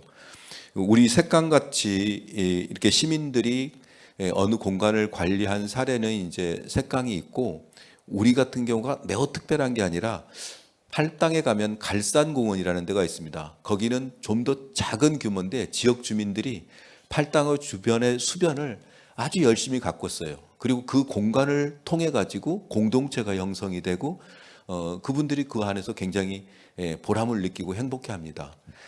그런 사례도 있고요. 그리고 지금 우리 박장재 처장님이 오늘 아침에 보도 자료를 냈는데 수달 보호 운동이 이루어진 게 몇 년 안 됐거든요. 근데 지금 이번 주에 전국적으로 시민 단체들이 수달 동시 센서스는 아니겠네요. 모니터링을 하고 있습니다. 그런데 놀랍게도 거기에 참여한 팀이 50개가 넘는다는 겁니다. 시민이 수달을 모니터링한다라는 것은 불과 몇 년 전까지만 하더라도 불가능한 사례였습니다. 그런데 이것에 대해서 우리가 한번 해보자. 하천 생태계의 가장 중요한 핵심종인 수달을 가지고 수달에 살 수 있는 환경을 만들기 위해서 노력하는 것을 목표로 하고 그 과정으로 수달 모니터링을 해보자라고 했는데 불과 몇 년 만에 이렇게 놀랍게 변한 겁니다. 박창재 처장님이 한국 수달 네트워크의 운영위원장님이세요. 박수 한번 주시죠. 큰 역할을 하고 있습니다. 그리고 두 번째로는 강을 정확하게 알 수 있는 방법 물어보셨는데 강을 정확하게 아는 것은 저는 전문가들처럼 어느 분야에 대해서 깊이 전문적으로 들어가는 것도 중요하다고 생각합니다. 그런데 다른 한편으로 지역 지식이라는 게 있을 수 있습니다. 그 지역에 대한 지식은 전문가들이 사시사철 그 지역에 대해서 알 수는 없기 때문에 어느 한 분야에 대해서는 잘 알지만 그 지역에 대한 여러 상황을 종합적으로 아는 것은 또 그 지역에 살고 있는 분을 당할 수는 없다고 생각합니다. 그래서 지역의 활동가들 내지는 지역 주민들이 자부심을 가지고 열심히 저는 하면은 훨씬 성과를 낼 수 있다. 그래서 어려운 거부터 어려운 거 우리가 더 많이 알아야지 움직일 수 있다라고 할 게 아니라 지금 할 수 있는 것부터 하고 하다 보면 좋은 사람들이 모이고 전문가분들이 도와줍니다. 색강 활동가들만 하지 않습니다. 우리 이현옥 박사님 도와주시고 많은 분들이 오셔서 도와줍니다. 힘내시고 곳곳에서 이렇게 우리가 일을 벌이면은 세상이 바뀔 거다라고 생각합니다.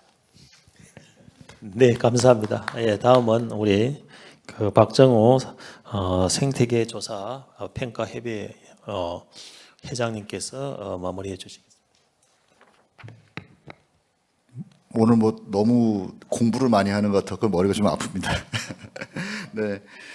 제가 저희 같이 연구하는 연구원들한테도 간혹 술 먹다가 막 얘기합니다. 100마리 양을 키우는데 99마리에 잘 키우고 있는 양이 더 중요하냐, 한 마리에 잃어버린 멸종위기종 양이 귀하냐. 그래서 그런 우선순위에 대한 내용들이 연구자들도 사실 고민이 많습니다. 사실 우리는 그 멸종 위기에 대한 내용들이 반대로 얘기를 하면은 굉장히 작은 좁은 서식처에서 다른 생물들보다도 저항력이라고 얘기하는 뭐 여러 가지의 톨러런스, 내성이라든지 이런 것이 상대적으로 어찌 보면 경쟁과 포식에 대한 내용으로 굉장히 좀 힘든 그런 종들이거든요. 그래서 과연 이런 생물종에 대한 내용들에 들어가는 에너지와 연구에 대한 특성이 일반종과 대비했을 때에 그러면 일반종은 뭐 별거 아니라는 거냐, 뭐 또 이런 얘기들도 막 나오기도 해요.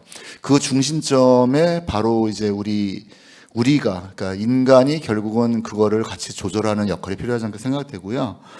하천은 물은 뭐 다들 아시는 것처럼 굉장히 다이나믹합니다, 사실. 그래서 뭐 좀 양이 적든 크든 간에 점잖고 조용할 때는 되게 점잖고 조용한데 그렇지 않을 때는 그 마귀라고 하는 단어까지 쓰면서 수마라고 이렇게 표현하는 게 결국은 또 물이기도 하거든요. 근데 반면에 이 물이 갖고 있는 속성은 저희가 학술적 용어로도 동일하게 사용합니다. 저항력과 회복력을 가지고 있다라고 표현합니다. 그래서 이 저항력과 회복력이 지속적으로 반복하면서 균형을 맞추는 것이 건강한 하천인 거고, 이 저항력과 회복력 중에 어느 하나로도 뭔가가 부족해서 깨졌다라고 하면은 평형에 대한 것이 결국에는 문제가 된다는 생각이 되고요. 아까 질문 주신 내용이 사실 우리 이현우 박사님이 더 말씀해 주시는 게 더 이따가 첨언을 해 주시면 더 감사할 것 같은데요. 박청재 처장님께서 이제 뭐 치어방류에 대한 어떤 무용론 이런 거를 얘기하는 또 연구자들도 있다. 뭐 그런 것도 있는데 뭐 반 맞고 반은 또 좀 또 다른 의견도 많이 있습니다. 맞습니다. 치어방류에 따른 내용들이 무엇이 먼저냐에 대한 얘기들을 나누기가 굉장히 쉽지는 않은 것 같아요.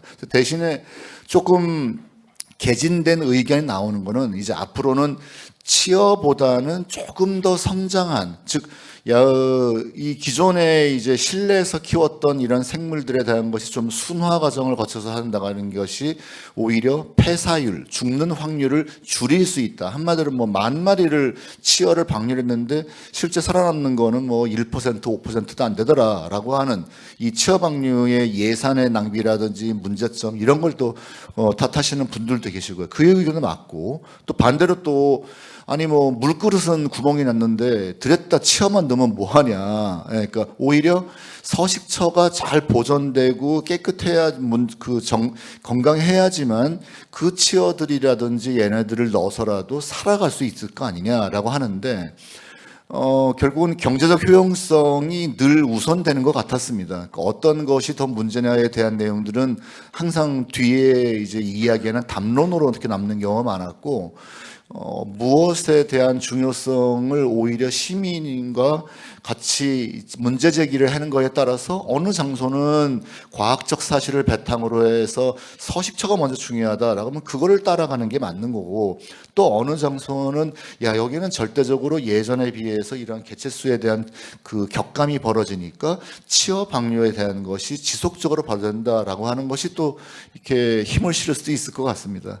뭐 마지막으로 저는 뭐 아직까지는 조사 평가 협회 회장이기도 하지만은 뭐 또 기업을 또 운영하는 또 대표이기도 하고요. 또 뭐 대학에서 강의도 이렇게 좀 학생들한테 이렇게 하는 그 사람 연구자로서 지식이 없는 열정은 오히려 더 좀 위험할 수도 있다. 이게 결국은 뭐 이런 것이 뭐 빛이 없는 초화될 수도 있으니 연구자 입장으로서는 언제든 데이터를 기반으로 한 자료 조사와 연구 그 축적이 가장 좀 중요하지 않을까 이런 말씀을 좀 드려봅니다. 이상입니다. 감사합니다. 혹시 지금까지 계속 이제 지켜보셨는데 여기 오신데 꼭 한마디 해보고 싶다 하신 분 혹시 내가 있을 것 같아가지고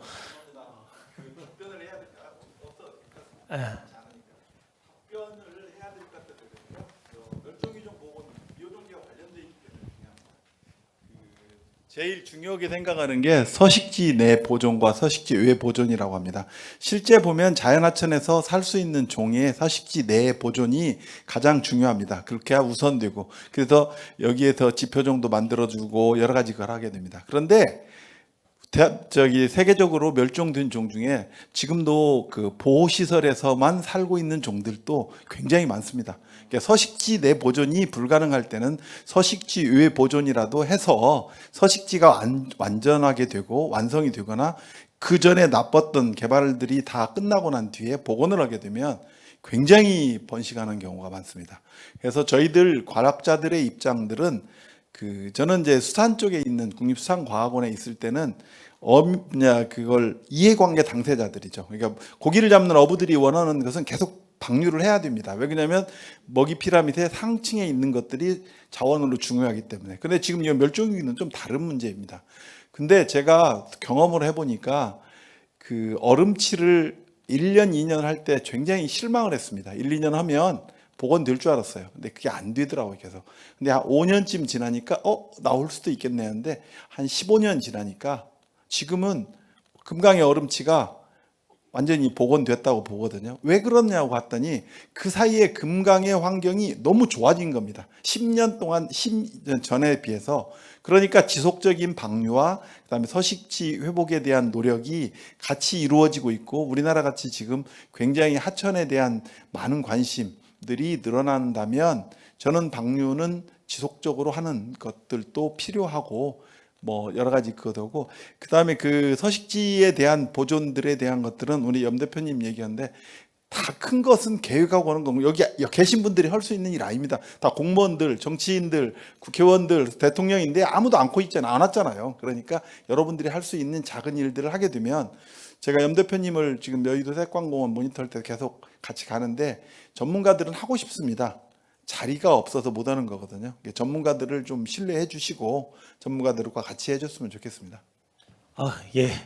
이 이야기를 박수 부탁드립니다. 어쨌든 꼭 하고 그래도 하고 싶다. 여기 왔는데 마지막까지. 어쨌든 저도 그 항세를 복원하면서 서식지 외 보존 기간입니다. 그래서 저희는 이제 사육을 하고 예산에서는 방사를 해요. 그러다 보니까 이제 차츰 그런 어떤 항세 생태 서식지가 이렇게 많이 마련이 됩니다. 근데 아직 이제 보호구역은 지정이 안 됐지만은 미호강을 보면서 오늘도 뭐 여기 문 박사님 계시지만은 미호강의 항세를 좀 이렇게 방사를 하는 건 어떨까?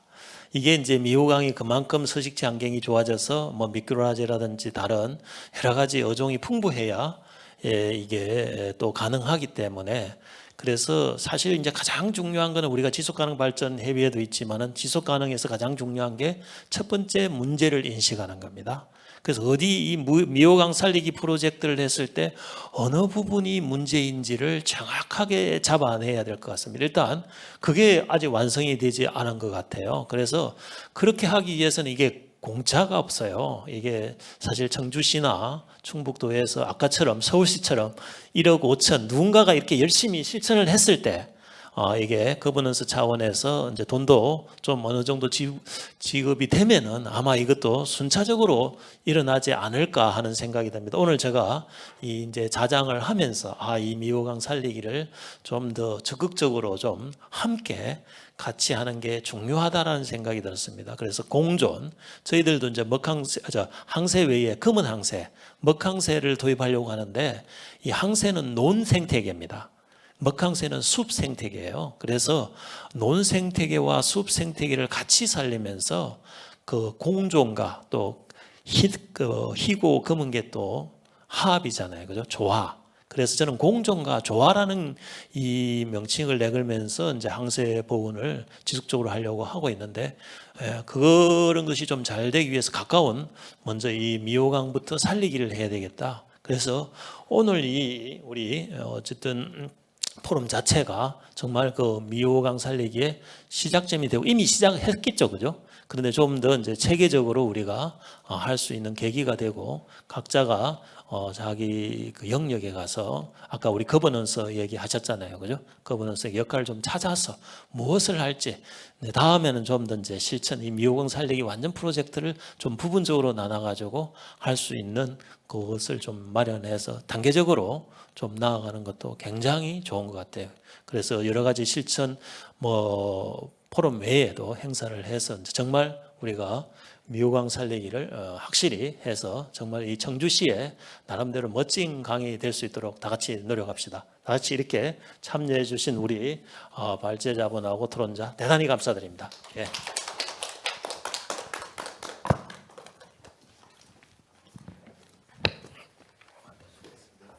예, 이것으로 저희 2024년 생물다양성 포럼 모든 섹션을 마치도록 하겠습니다. 지금까지 자리해 주신 모든 분과 주제 발제하시는 토론분 감사드립니다.